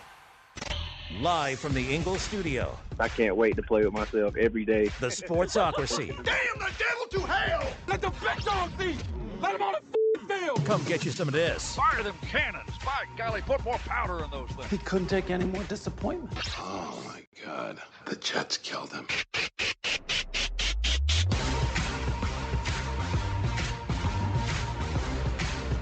We are the Sportsocracy, and we are coming to you live from downtown Asheville at Bears Smokehouse Barbecue, 135 Coxe Avenue. We got activity going on outside. It's a good day to be down here. The weather is awesome. It's just that nice, temperate fall weather. People got the dogs out. There's at least 2 dogs that I need to pet. I'm pet that dog. There's folks playing darts out on the lawn. They're hanging up all of the holiday decorations. There are so many Christmas ornaments in here. Mm-hmm. Getting ready for the big Christmas parade on Saturday. It's very festive in here. Mm-hmm. It is. It is. Bears is chief sponsor of the Asheville Christmas Parade or Holiday Parade. That'll be on Saturday morning, so you can see that. Our good friend Ariel Reimer, she made the cut. She got to be in the Christmas parade this year, so good for her. They didn't ask, and I didn't volunteer. So. My wife has cornered me if we're going to be gone next weekend for Georgia Tech. So I now have to be one of those people that has their Christmas tree up at Thanksgiving. Yes. That is the sensible thing to do. James Potter said Christmas parade before Thanksgiving. Nice. Tank did point out that they air it on Thanksgiving. Right. That's the reason they do That's it. That's what I'm trying to do. A lot of communities do their Christmas parades after Thanksgiving, because I've really only lived in a couple of communities that I actually went to the Christmas parade. Like, I could not tell you when Charleston's Christmas parade is. That's just one of those things, like, I never went to a Christmas parade down there. Well, I mean, it's because it never snows in Charleston. Yeah. So it's just, hey, it's 70 degrees. You want to go walk on the road today? It's fine. It's fine. We still have a lot of sand. You can pretend that's snow. Sure. I mean, I wouldn't make sand angels, but I actually was down there one time for it to snow like big boy flakes, and it snowed like an inch while we were down there, and I was like, that whole place just, turned into freak It's town. so funny. Yeah. It's like putting socks on a dog. Yeah. They don't know what to do. It's even worse. It's like putting socks on a cat. Now they have absolutely no idea. It's like, I can't move. I have to stand completely still. I mean, it's crazy, because you would think that there would be enough transplants that came. I mean, it's like Raleigh. That's one of the things that kills me. Like, every time it snows in Raleigh, it's like, oh, my God, we're in the center of hell, and nobody knows how to do anything. Wait a minute. Half y'all came from Buffalo. How does this work? Dude, Raleigh, it can rain too hard, and that city just shuts down. I don't understand it. One of the funniest stories, weather-related, that I've ever had. So our office in Greenville is right beside my old office from when I lived down there. We had a snowstorm. And I say snowstorm, but I'm using that very liberally. Very light. Yeah. It snowed like 2 inches. Okay. And I was sitting in my office, and everybody's like, I mean, we're going home, right? Because, like, I don't want to get stuck here. And I looked at the weather map, and I went, that's nothing. Right. It's going to be gone by the time work's over. So I had 3 employees in the building with me. I looked outside and realized there's no cars on the road. Like, there is snow sticking to the ground. Everyone has gone to their homes. Mm-hmm. So I let all the employees go. I was like, I'll take care of it. Of the 3, 2 of them busted their ass on the sidewalk, which I laughed. I laughed at a level that this has changed our relationship. I've laughed so hard. Because the second they hit snow, they just kept walking like it was, this is fine. That's frozen water on the ground. Mm-hmm. It's going to be slick. Yes. And just soup. Oh, okay. Then my 8-minute drive home took an hour of, okay. Do you not understand how this works? And then I realized there's no salt on this road. There's no plow in this city. Right. When it lands, it stays there until the sun takes care of it. Right. Right. The thought of the state of South Carolina is when snow falls, it will be taken care of by 2 things: the sun or God. Right. There is no one else that's going to deal with it. Because why would you spend money on that? Sure. That's useless. That's useless in the state budget. What are we budgeting this year for salt trucks? Well, seeing as how we only need to use them twice a year. Well, I mean, that's also we got one salt truck for the entire upstate of South Carolina, and if Jed don't get to you, then he will eventually. Well, I mean, I think that's also a state that budgets about as much for roads as Tank and I budget for dresses. So it's not real high on their priority list. The roads are better than ours. No, they're not. You're in the wrong area of town, brother. You can catch a side street, Columbia. Columbia's where you really see it. They have potholes that I think there are actual civilizations in. I think there are times that if you hit a pothole in Columbia with a Kia Rio, your family will never see you again because you live in that pothole now. You'll just die. Because now your car's in it, nobody can see you, and you will never be thought of or seen from again. Interesting. Stephen Tao says he uses snow as an excuse to go home. Yeah, that would be my excuse as well. I do enjoy home, and he had a good point. Home's a fine place. Home's awesome. All my cool stuff is there. And I don't have to wear pants. That's a big plus. Although I speak for your wife and your children and your neighbors and anybody that might accidentally ring your doorbell. It's encouraged. It's overrated. You're not really how do I put this delicately? You're not let the rest of us experience your body kind of person. I once had somebody tell me I look like a deflated former pro wrestler. Like I was a wrestler that retired and everything just sank about an inch and a half. Tank's like a retired sumo wrestler. Like he got out of it and he looks like a windsock that there's no wind. It's just hanging there. Why do I even like you? I don't know. I ask this question all the time. Oh, jeez. He defends me so vehemently, and then I treat him like such excrement. And he's just such a turd. I am.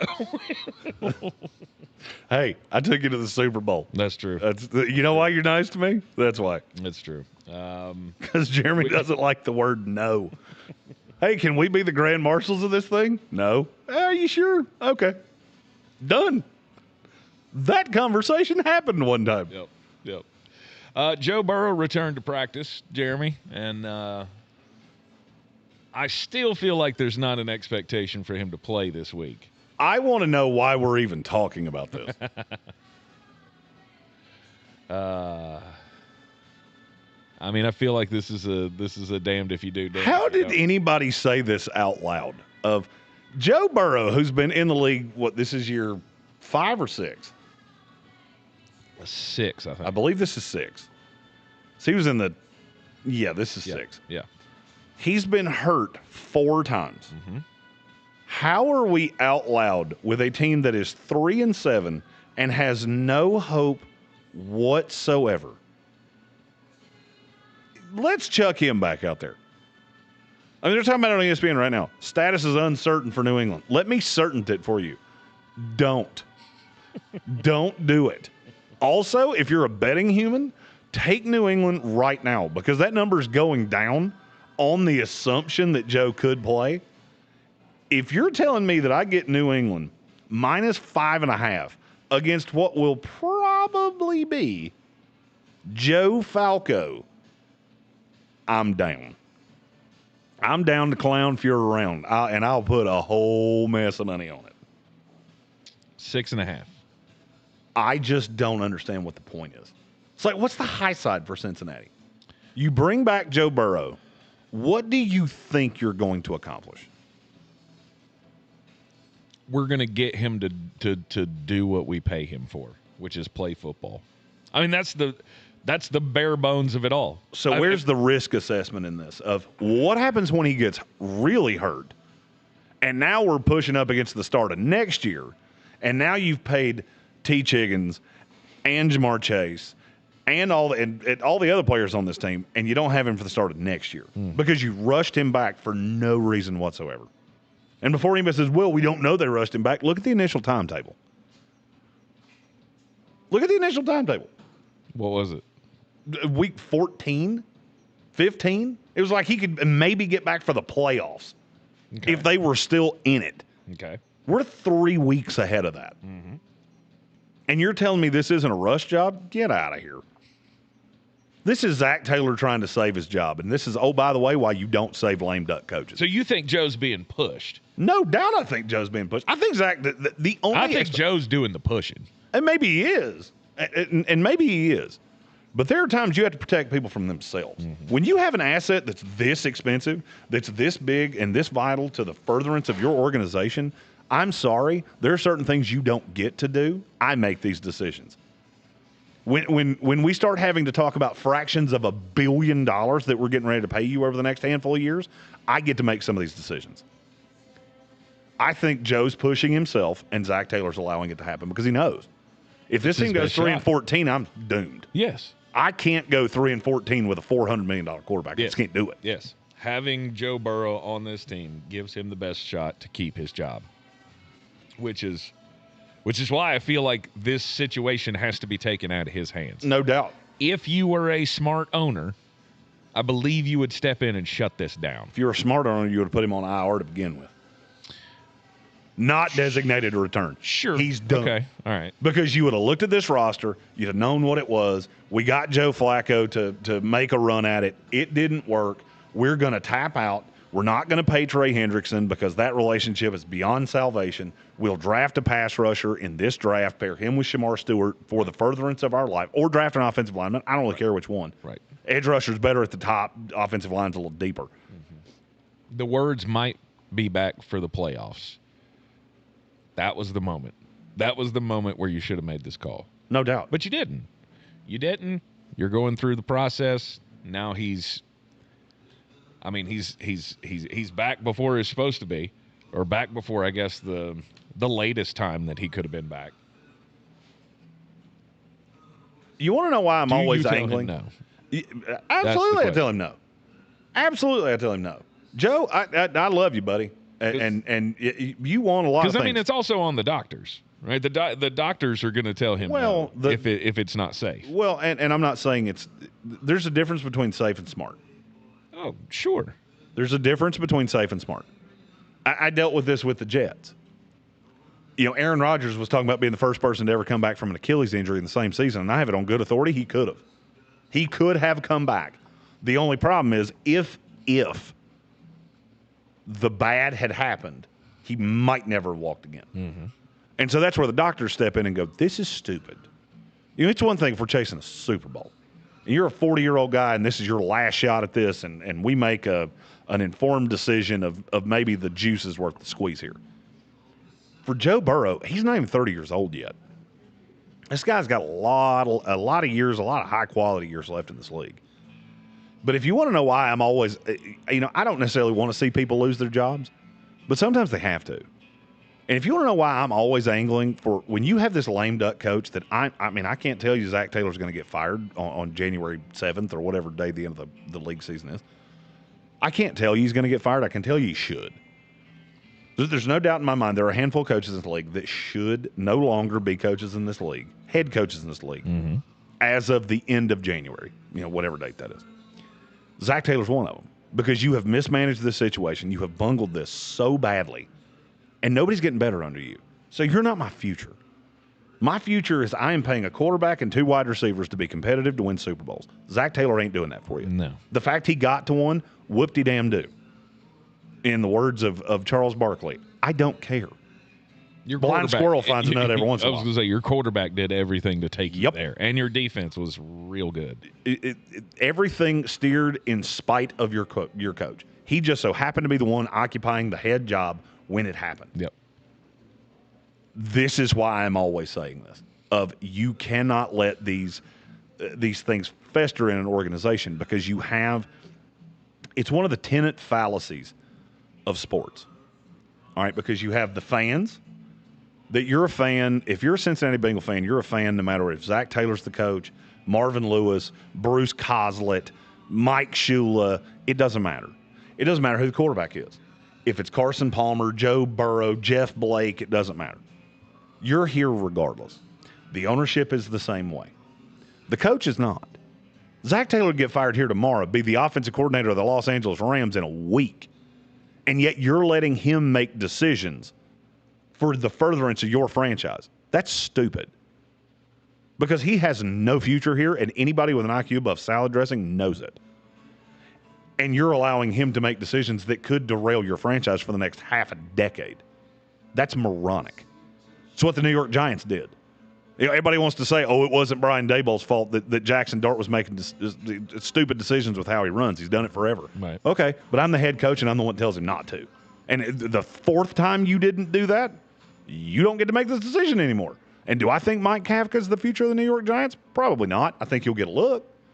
And I think he could be the future of another organization. But I knew definitively Brian Daboll wasn't.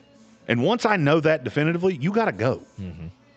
You know, this ain't like some mom and pop where you've worked here for 20 years and I know your kids and I know your family. I don't care about any of them. And I'm sorry that sounds cutthroat. It's the way this business works.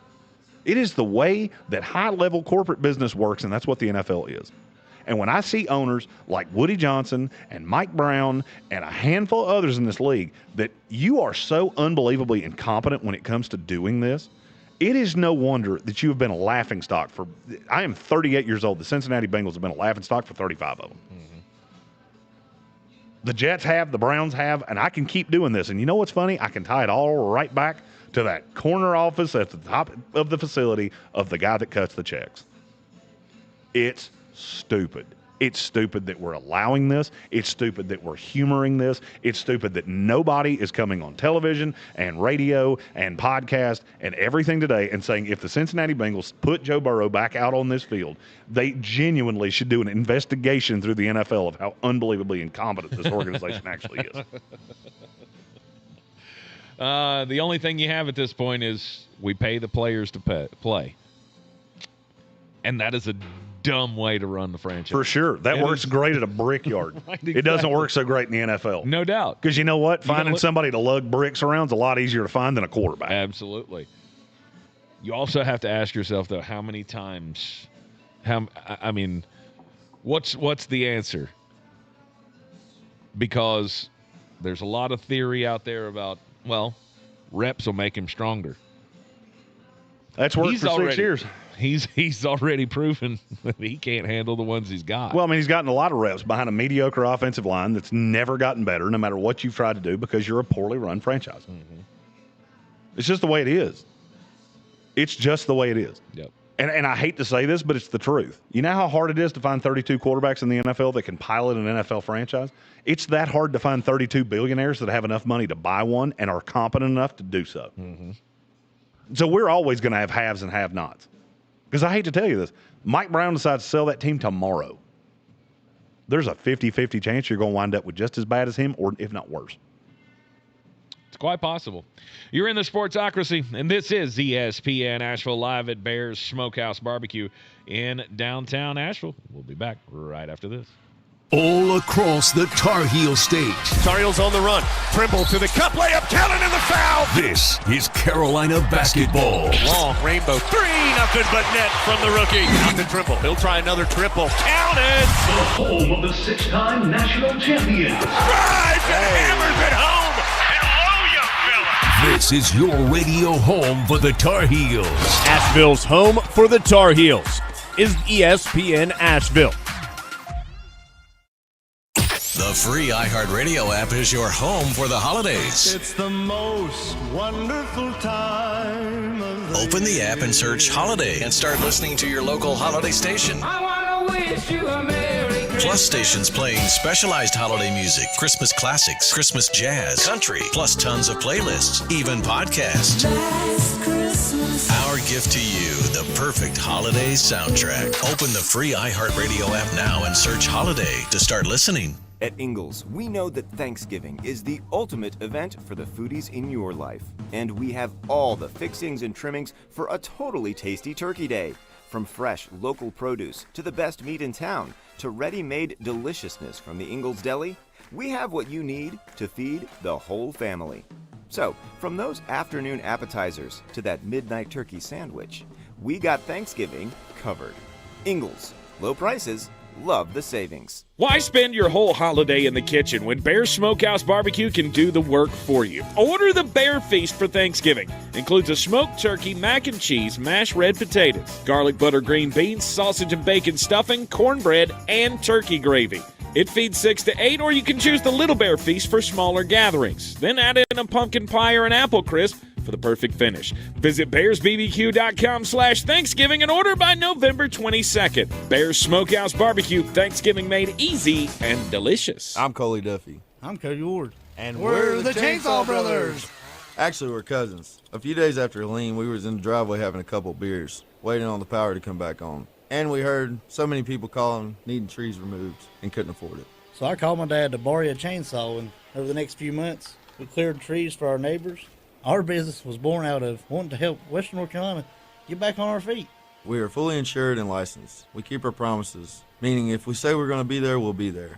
In these parts, we live how we were raised. When you call the Chainsaw Brothers, you're not a customer, you're family. We're good at what we do, and we do it for a reasonable cost. For all your chainsaw needs, call the Chainsaw Brothers. 828-316-1013. Or find us on Facebook. See how we treat our family. Are you still covered up with storm damage and debris? Call us about our daily rates at 828-316-1013. That's 828-316-1013. We're the Chainsaw Brothers, and with our neighbors, we are Western North Carolina strong. Woohoo! This is J.W. Whitley, General Manager at Parks Ford of Hendersonville. Our value of commitment. Committed to you as our customers and the community that we serve. To do better, be better every day. That's the Parks Promise. Experience the Parks Promise today at parksfordhendersonville.com. Clarissa Sells WNC is the #1 team in Buncombe County. We have the customer service experience to assist you in achieving your real estate goals. Our team offers something that 90% of listings in our market won't have, Zillow Showcase. Check us out at clarissasellswnc.com.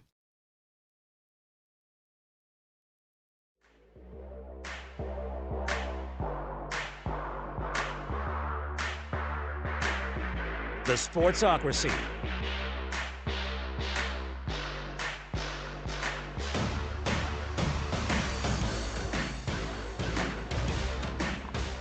The Sportsocracy is live on the road for a kickoff Thursday. Bears Smokehouse Barbecue, downtown Asheville, 135 Coxe Avenue, bearsbbq.com. It's time.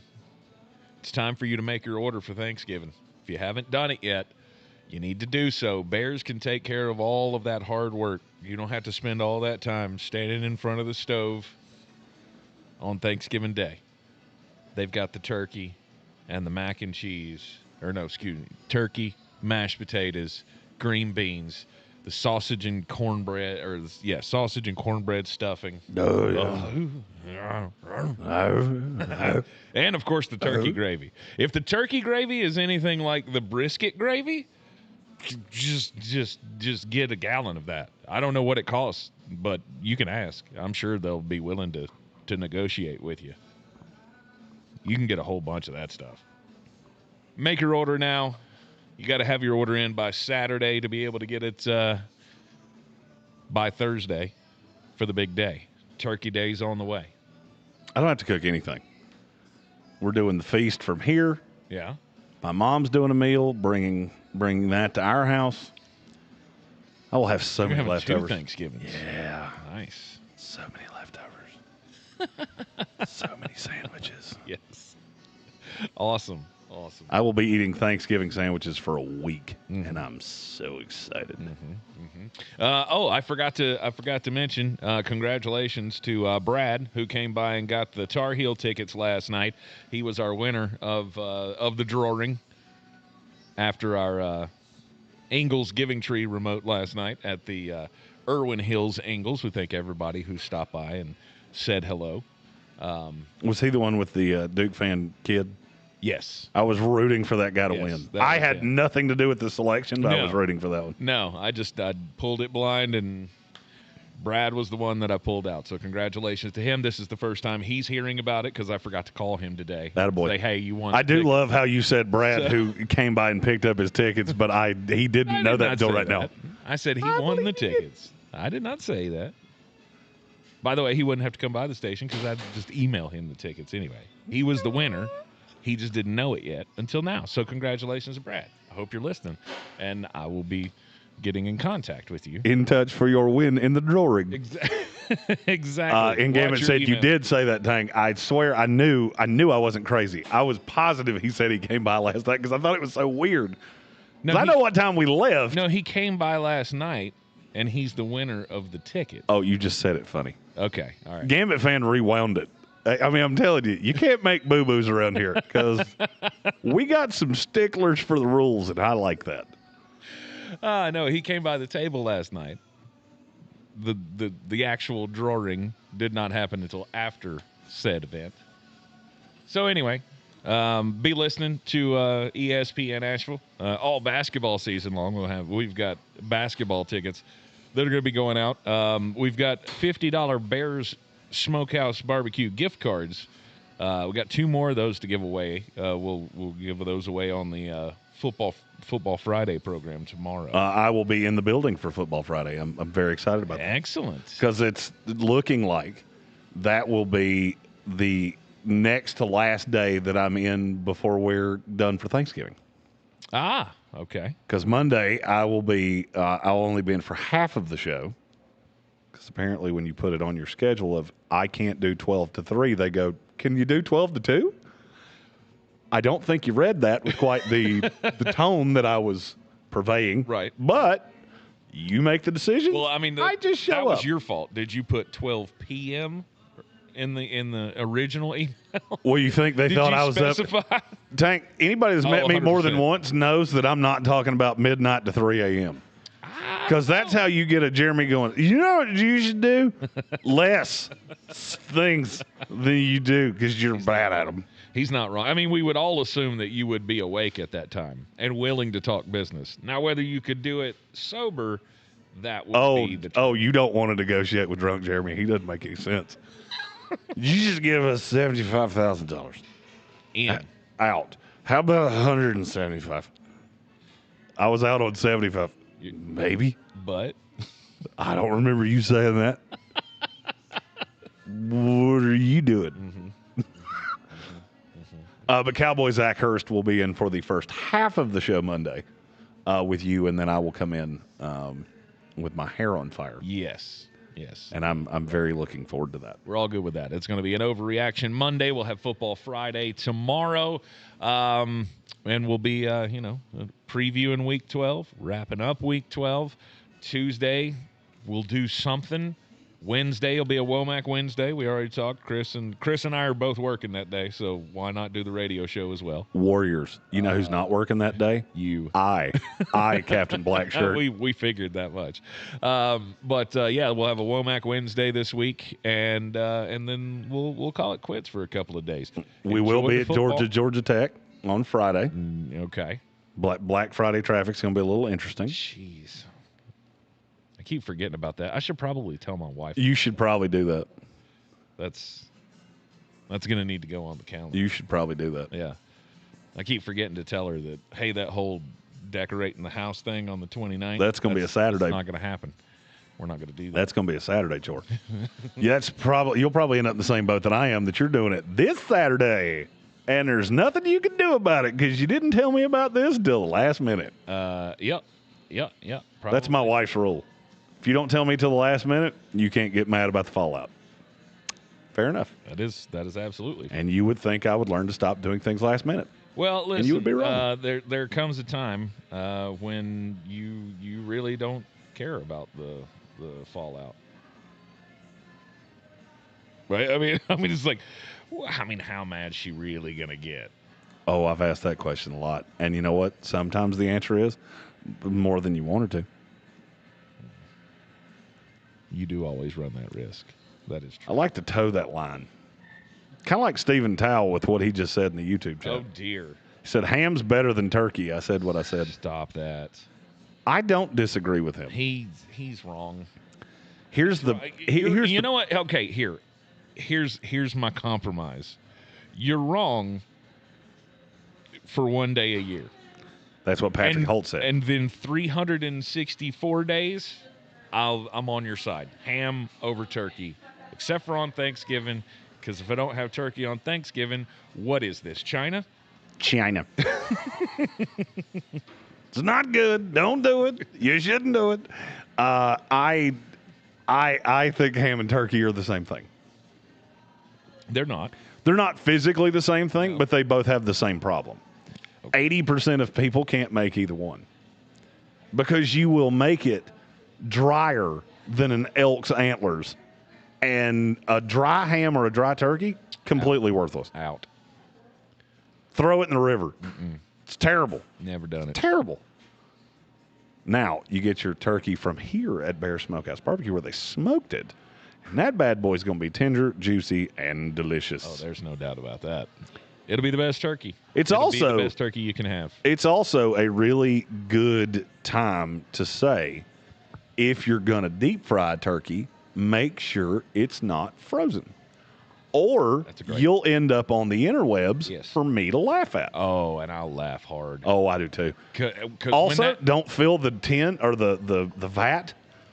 Only fill it up so far with oil. There's a line in there for a reason. It's called displacement. Right. I learned about that in high school. Right. And here's the thing that I don't know if your mother never taught you, but my mother taught me at a very early age, oil and water do not mix. So you put the frozen turkey into the overfilled pot, then it's going to be quite a mess. But it is going to be quite hilarious once that oil hits the burner underneath and half the house goes up. And you're going to be sad. You're going to be sad if you burn down Granny's house. And that's what I had to tell my uncle one time. He did that one time. And it was, God, we laughed. We laughed. I mean, there was a burnt spot in the side, like on the side of the house. No, I mean, it didn't burn the house, but that patch of yard, patch of yard was just scorched to high holy hell. And we cackled just for hours. and he was shaking. Worse than he usually does. I mean, I go back to a great member of the West Virginia community, one West Virginia ninja. It don't always work for a ninja. This is not a game. Mm-hmm. Don't be trying this on your kids or your dogs. Yep. Andreas nailed it here. He says ham is better than the average turkey, but the fried turkey wins every time. A good turkey will beat the best ham 100 times out of 100. Mm-hmm. Problem is that most people cook turkey like they're trying to interrogate it at Guantanamo Bay. And so that thing is drier than a caribou's toenails. Been through that's not good. Yeah. If I have to, first of all, I don't like gravy. I know. That's weird. I mean, it's fine. I don't get upset if it's on something, but I don't go seeking out gravy. If I have to put gravy on your dry-ass turkey, you are not going to be asked to cook the turkey for my gathering any further. I should be able to just pick it up and bite it, and it should not look like particle board when I bite into it. Correct. And if it does, you get to bring cups next year. Correct. But my question is, why would you put the gravy in your face without some accompaniment with it? Because gravy is fantastic. It's fine. And the cranberry sauce. I hate cranberry sauce. I hate cranberry sauce. Now, I do make a cranberry mayonnaise that goes on the Thanksgiving sandwich. Yeah. It's about 4 parts mayonnaise, 1 part cranberry. Just a little sweet. Okay. A little tangy. I can get in there. It's great. A little tart. It's great. I like it. It's great. Good idea. Good idea. Yeah, I love it all. It's the time to overindulge for Thanksgiving. No doubt. Thank God, because, I mean, I haven't been spoiled enough this year. So it was about time that we have, 6 pumpkin pies and gross 7 gross tubs of Cool Whip. Why there are certain things. Why do we let that be a thing? Pumpkin pie. Why do we let that be a thing? Because it's awesome. Because it's gross. No. It's disgusting. No, it's not. Would you eat squash pie? Because pumpkin and squash are way closer to each other than you want them to be. Sure. Of I course like you squash. would. You like liver mush. Your opinion doesn't count. Squash is good. Squash is good, not as a pie. You don't know It's not that. a dessert. You don't know that? No, I got a pretty good idea. You ever had a tomato pie? No. God, they're good. Tomato pies are awesome. You should try that. It's not sweet. It's a savory pie. It's like it's kind of like a quiche. It's very That's not a pie. Pie is sweet. What about a pizza pie? That's not sweet. That's a pizza. I mean, but they call it a pie. Yeah, because it looks just like Yankees pie. call things that they probably shouldn't. They also call soda pop. Pop is the old guy that's whittling a twig out here, talking about how he could use this as a death whistle. Yeah. That's what they call sodies. Yeah. That's bizarre to me. Yeah, I don't know what's wrong with you. I don't know why your taster is broken. Pumpkin pie is gross. No. They're gross. They are gross. No. And if that's what you bring to my gathering, cups. Cups for you. You bring cups next year. You bring an apple pie. Sweet potato pie. You ever had sweet potato pie? I don't like sweet potatoes. Again, another reason why your opinion does not count in this scenario. A vegetable should not include cinnamon and marshmallows unless you're 6. That's wrong. Sweet potatoes are great. The thing I'll never understand about sweet potatoes. I hate everything orange. And I like carrots. Carrots are salad. Wait a minute. Carrots are salad. Carrots. If you were ranking those 3 orange things, carrot definitely comes in third. Oh no, carrots awesome. Behind sweet potatoes, pumpkin. Oh no, carrot is as awesome. far as taste goes. Oh, carrot's awesome. You're wild. I love vegetables. I don't need vegetables. See, everybody says, "Oh, you have the palate of a 6-year-old." No, I just don't like garbage. I don't like Miracle Whip because that's not mayonnaise. Bingo. That's some concoction that you have come up with because you were out of Dukes. Gross. Emulsify some eggs, Betty, and it's not that damn hard, all right? Mayonnaise is not a hard thing to do. I know how to do it. So, no on Miracle Whip. Sweet potato is – nobody eats them by themselves. For me, a vegetable is not a good vegetable unless you can eat it by itself. You have to throw cinnamon and marshmallows and all this other crap on a sweet potato. Out. Pumpkin, that's not food, okay? Bears won't eat pumpkins. Straight up. You throw a dead pumpkin out in the woods, a bear won't eat it. Is that true? Yes. I don't believe that's true. I mean, don't. I need you to not fact check it. Just take my damn word for it. No, Bill Workman's definitely on the Google machine. He's going to tell us. Bill works with me. That's my teammate. It's completely not the true. only way he's saying anything is if it makes you look stupid. A bear will if it makes me look stupid, he will stay quiet. And I appreciate that about him. You see? Are bears allergic to pumpkins? They're not allergic, see? Maybe I just have a stupid bear. I don't know. So what does Jeremy's Thanksgiving plate look like? Actually, hang on. Wait. That was actually a super chat. I should have hit the button. I apologize. Wait a minute. Here's the button.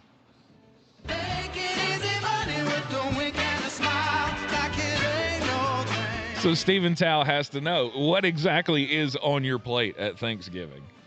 What does it look like? Patrick Holt said meatball subs, dressing, carrots, and fireball. And I don't think he's wrong. Thank you, God, for all you have given us this year, this fine assortment of meatball subs and tacos from Taco Bell. It's like Ricky Bobby at Thanksgiving. The always delicious Taco Bell. This Little Caesars pizza is delicious. Okay, we're not going back down the you throwing shade at Caesar, all right? He's been there in the hard times, Daddy. When you didn't have nothing but $6 for a hot and ready, he was there, Daddy. Son of a plumber. He was the son of a bricklayer. Hot and ready for $5 a day. Eating a pepperoni pizza hot and ready. Act like you too good for a hot and ready, Daddy. You don't know what you're talking about. I will club a six of them things right now. Okay, my ideal Thanksgiving plate. We go, I split the meats. So we go half turkey, half ham. Okay. The mashed potatoes. I don't need the gravy. If there is a gravy, maybe. I take a look at the turkey because we're going to eat the turkey and the potatoes together. One way or the other, that's how it's going. We want the green beans. Anything green, I'm in. green beans, collard greens, Brussels sprouts, any of it. I'm in. My family doesn't do a lot of Brussels sprouts, so that one's rare. Corn, anything of that nature. But what ties the whole thing together is the 7-layer salad. And if you've never had that, it is calling it a salad is kind of like calling a sweet potato a vegetable. You're stretching the truth just a little bit because it's really just mayonnaise vegetables. Yes. And it's with peas, and it's awesome. Yes. It is half a pack of peas, 4 shreds of lettuce, 9 pounds of shredded cheese, 6 pounds of bacon bits. No, you got to go real bacon. Don't go bacon bits. Okay. You cheat and go bacon bits. Cups for you. No, fresh. You're back to cups. We'll do fresh bacon. We have a lot of cups at Thanksgiving. And then 4 large jars of Duke's mayonnaise. I heard no lies. Uh-huh. We also maybe a pinch of salt and some pepper. We put salt and pepper in it. We also throw in some. There might be broccoli or cauliflower or radishes or all kinds of things. That's what ties the whole dish together. Wait a minute. Yes, I love radishes. And yes, I understand how infuriatingly maddening and inconsistent that is. All right, I just wanted to see if you heard the same words that I heard of, well, you can't eat, I don't like any vegetable you can't eat just by itself. I can eat a radish by itself. That is gross. You are broken inside. There is something wrong with you because radishes came from the keister hole of Satan. I wasn't ready for that line. Those things taste like a tainted Band-Aid. Radishes are awesome. What did a radish do to you? Radishes are great. Well, they have just a little from crisp. The fact that the first time I bit one and went, you know what? Now I feel like I want to kick that cat over there for no reason. That is what a radish did to me. Now, first of all, I've seen pictures of Young Tank. I'm not shocked that he bit into a radish and went, that doesn't have chocolate or mayonnaise on it. I'm out. Hey, you put a little Duke's mayonnaise on it, we can talk. Green bean, Andreas Pinckney said green bean casserole. Green bean casserole is awesome. Yes. I am very pro casserole. I love casseroles. Casseroles are a big part of Thanksgiving. No doubt. Yeah. My mom makes a cornbread casserole that it looked like Patrick Holt had made one of those. I saw it on Facebook the other day. And his had hot honey and bacon on it. That looked awesome. God, I love food. Patrick Holt, you're crazy. He says radishes are amazing. Radishes are They're awesome. not amazing. A good radish gotten from your local Ingles, low prices, love the savings, adds so much to a great salad because it's crispy. And so you get that little crunch. It's like God's crouton. Saying a radish is amazing is like saying AOC is a competent congressperson. See, you know what he did right there? He found something that he knew I would agree with, and so I might let it go. Bam. But I'm not gonna. Because radishes are awesome. I'm not gonna. Radishes are awesome. They just are. Yep. They are delicious, and they are wonderful. I mean, I'm sure there are ways that you can cook radishes to make them taste you don't. not you like don't, dirt. You don't cook a radish. You clean it. You cut it very thin. Just enough. See, that's probably where you screwed up. You went too thick on the radish. You want to go thin. Thin slice slivers. Very, of radish. very, just a little. Julienne's nice. Julienne's kind of a pain, and be careful, or you'll be on cup duty because you don't have a thumb anymore. Yeah. Because cutting radishes, not for the faint of heart. Yeah. Don't do that to old Uncle Lucky, because he'll be four-fingered Lucky by the end of it. Yeah, my mother plans for Thanksgiving for the entire year. She'll put up fresh green beans. She'll put some up in July or whenever and go and mark them. Like, these are the Thanksgiving beans. These are the ones we're doing. She'll make cream corn. Same thing. Have to have cream corn every Thanksgiving. Homemade cream corn. I like cream corn. Good. I like cream corn. I prefer whole kernel corn, but I do like cream corn. Okay. All right. I guess I can see how crazy that is, but that's fine. I also do cream corn differently than most people. Wait, how do you do your cream corn differently? Mine has cream cheese in it. Oh, yeah. It's so good. That's a fat guy way to do it. No doubt. It's one way to make a vegetable bad for you. If there's a way to make a vegetable terrible for you, I'll do it. Yeah. I'll dip it in Thousand Island. This is so good. Corn nuggets, yeah. I feel like we have to do the Thanksgiving daily draft. Yes. We do that every year. I think we have to do that on Tuesday. Because that'll be the last time we're together. Yes, I would agree. We need to add a layer to it this year. Okay. Because we've done the plate. Like, okay, we've been there. We need to throw some caveats in it this year. Okay. We'll try to get creative. Chat, y'all think of some interesting Thanksgiving food drafts that we could do on Tuesday. And if we have several good ideas, then we'll do more than one daily draft on Tuesday. Gambit fan won the chat. I can't say that under any stretch of the imagination.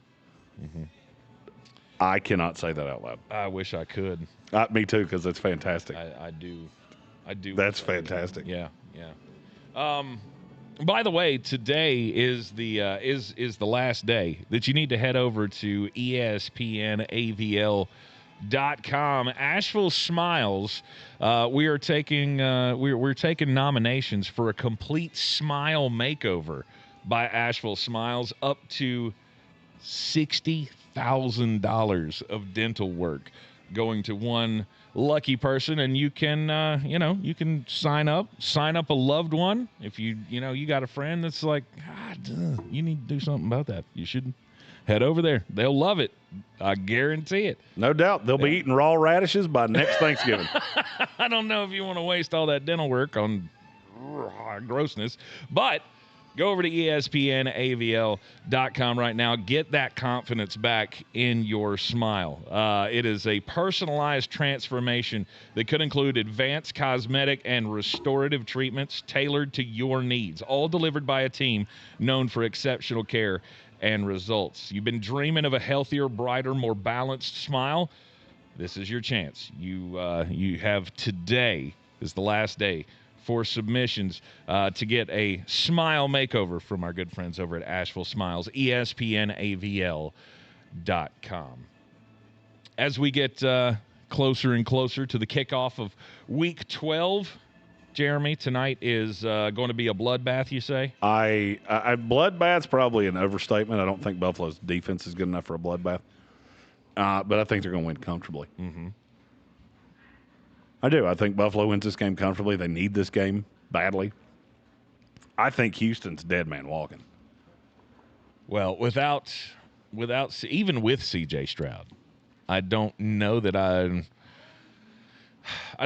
would like you to, rally the troops, so to speak, and have a little turnaround here at the end of the season. Am I the only one that thinks there's not a huge difference in Houston with Davis Mills and C.J. Stroud? Not at this point. I don't think there's a huge difference. I mean, star C.J. Stroud from 3 years ago? Yeah, there's a marked difference. But now? That guy's not here anymore. Right. I mean, he's regressed to a point now where, is he better one-on-one? Sure. You're watching him in practice and you're analyzing? Sure. He looks better than Davis. But as far as running the offense, moving the ball, I'm not sure it makes that much of a difference. Of course, that may just be an admission of the rest of this team sucks on ice. They're not good. I mean, the fact that we're down to, broken Nick Chubb to run the ball. And Woody Marks. And British Brooks. The only exciting thing about that offense right now is Nico Collins. I would say so, yeah. I mean, maybe the young guys, but they're not enough to change the outcome of a game, I don't feel like. Xavier Hutchinson and Jalen Noel and who's the other one? There was another young wide receiver on that team. I can't think of it. Anyway. Jaden Higgins. Jaden Higgins. That's the one. Thank you. I don't think that's enough to turn anything. Well, I mean, look, I think the Houston is in one of those weird shapes because this is a team that cannot draft linemen. They had to trade for Daniil Hunter. Will Anderson, anybody could watch that tape that had an IQ above a Dixie cup and figure that out. Anybody else they've tried to add to this team hadn't worked. Jonathan Grenard, but you let him walk out the door to add Danielle Hunter. He goes to Minnesota. He's been almost as good as Danielle Hunter. Offensive line, you can't do anything. Doesn't matter how many draft picks you throw at it. It never gets any better. And then you look at that back half, I think it's fine, but it's not great. I mean, and there's a lot of capital in that too. So, it's a defense that everybody tells me is elite, but there's no such thing as an elite defense that's constantly put in bad situations by its offense. I think it's probably what you're going to see a lot of tonight. If you give Josh Allen a short field, he's going to burn you. What's the line on this game? Hold on. I had it earlier, but I don't know if it's moved. Yeah, I had it up, but I didn't. 5.5. I'll take Buffalo minus the 5.5. I'll take Buffalo minus the 5.5. And I will go. I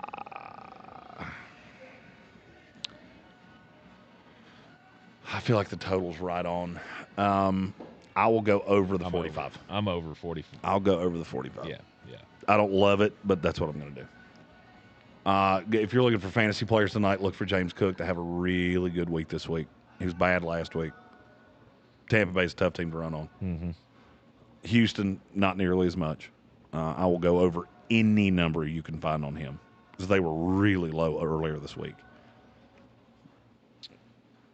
And if I for some reason really like Khalil Shakir tonight. Plus money is 80 plus. In. Is that all purpose or just rushing? That's just rushing. In. I was about to say, if it's all purpose, then what do you think they'll give me for my soul? Do you think Vegas has a line on my soul? Yeah. It's 100 for plus money on James Cook. I like total that too. Yards. I actually like that better than the 80 rushing. Woody Marks is 80 as well, total yards. Not touching that one. I don't trust Houston. They'll give 11 carries to British Brooks for some reason. It's a little maddening. Infuriating. Yeah. As somebody that's invested in that running back room, hate it. Just hate it. You know what I love? Bear Smokehouse Barbecue. I knew it. Yep. Look at him. That's right. Transition king. 135 Coxe Avenue. It is the place to kick off your football week. Hell, it's the place to spend your entire kickoff week. They got the games on at the back alley bar here every night of the week because, thanks to the football gods between the NFL and college, we don't have a single frickin' day that does not have football on. Which is great. Maybe, on the lesser days when there's some action happening, you can come down and catch a good basketball game. It's the place to watch your sports here at the back alley bar. Bears Smokehouse Barbecue, 135 Coxe Avenue. Do not forget to get your orders in. The deadline is Saturday. If you wait and past that, then there's no big bear meal. There's no little bear meal. You're just, maybe you could get lucky and you come up here and they'll give you some bear balls. No doubt. You can get a few total packages. The best way to spend your day, order your Thanksgiving feast online, and then come get your balls on Coxe. Exactly. Avenue. Yes. You nasties. BearsBBQ.com. You should probably add some. You should get your grandma a total package for Thanksgiving. She will absolutely love it. I'm telling you. It's going to be her favorite part of the whole holiday. It's to tell everybody. Never mind. I knew. I was pushing to that line. I knew the corner you had painted yourself in, and I could not wait to see how you escaped it there, David Copperfield. You know how you get out of that corner? Just jingle out, baby. Jingle out. That'll do it for us. Here live at Bears Smokehouse Barbecue, 135 Coxe Avenue, BearsBBQ.com. Seriously, get your orders in by Saturday. We'll have a couple more $50 gift cards to Bears Smokehouse Barbecue going out on tomorrow's show, which will be Football Friday. We will see you then right here on ESPN Asheville, 92.9 FM, 880 AM, 1400, everywhere on the iHeartRadio app.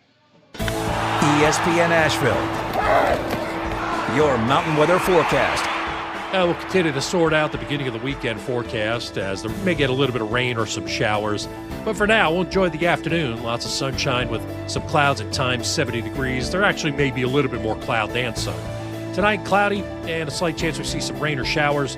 Tomorrow, slight chance of showers, 72. And showers more likely Friday night. Scattered showers, maybe some steady rain on Saturday, but not a bunch, 72. From the Weather Channel, I'm Ray Staging. This report is sponsored by Apple Tree Superstore. The Happy Honda Day sales event is on at Apple Tree Honda. Get that new Accord, CR-V, or Pilot you've been waiting for and make no payments till 2026. These deals won't last. Get to Apple Tree Honda, I-26 Airport Road, Asheville, or see everyday deals at athonda.com. Actual price will depend on product and subscription plan. Featured products are compounded drug products, which the FDA does not approve or verify for safety, effectiveness, or quality. Prescription products require an online consultation with a healthcare provider who will determine if appropriate. See website for details, restrictions, and important safety information. Want a boost in and out of the bedroom? Hims has you covered. Introducing a new 2-in-1 approach to level up your game. Tadalafil for better bedroom performance and zinc for testosterone support. Put it all together and you've got what you need to turn things all the way up. Getting started is simple. Just go to hims.com/joy to start your free online visit. Through Hims, you can access ED treatments including pills, chews, and more. 100% online.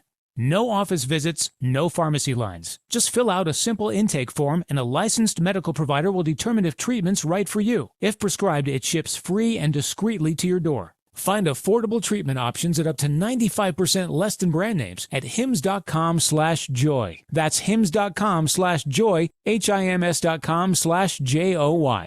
Let's talk turkey. The free iHeartRadio app is the #1 app for radio. No stuffing. Just live radio, 24/7 news, live sports, and your favorite podcasts. And you can save them all with easy presets. Get what millions are already thankful for. The free iHeartRadio app. The #1 app for radio. Mountain Graphics and Showtime Sports have teamed up under a new local owner to serve our community with the finest custom apparel and unique branded items at the best price. Mountain Graphics and Showtime Sports can customize whatever you, your team, or your local group may need with high-quality screen printing, embroidery, and laser engraving. Visit mtngraphicsavl.com or showtimesportsavl.com. That's mtngraphicsavl.com or showtimesportsavl.com for your local one-stop custom apparel shop. Sure, you know Appalachian Motor Coach is the official shuttle sponsor of the Living the Dream Tailgate Tour. But did you know that they can get you anywhere in style? Weddings, bachelor or bachelorette parties, corporate gatherings, family reunions, Appalachian Motor Coach makes the ride part of the fun. Luxury seating, climate control, and none of the stress of parking or driving. Appalachian Motor Coach gets you there relaxed, on time, and ready for the party. For more information, visit them at AppalachianMotorCoach.com. Appalachian Motor Coach, the best memories start on the ride. This report is sponsored by Apple Tree Superstore. The Happy Honda Day sales event is on at Apple Tree Honda. Get that new Accord, CR-V, or Pilot you've been waiting for and make no payments till 2026. These deals won't last. Get to Apple Tree Honda, I-26 Airport Road, Asheville, or see everyday deals at athonda.com. Your one stop for advertising? Call 844-844-iHeart. Oh, how's that flu, babe? Did you take DayQuil Intense Flu yet? Nah, I got this. Ugh, okay, I don't got this.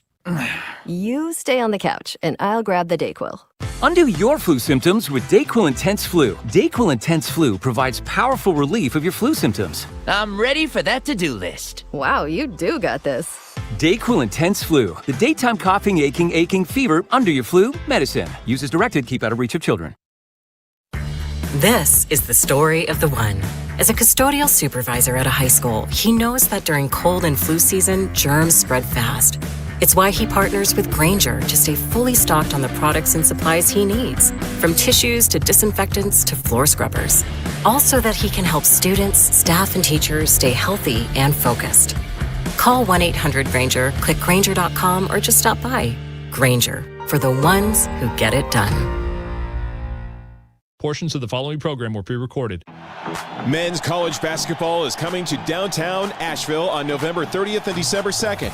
UNC Asheville takes on App State, followed by Citadel versus Presbyterian College. And on December 2nd, UNC Asheville takes on UNC Greensboro. It's college basketball at its best. Get your tickets today at HarrisCherokeeCenterAsheville.com or visit the iHeartMedia Asheville box office at the Harris Cherokee Center Asheville. This event is proudly sponsored by Ingles in part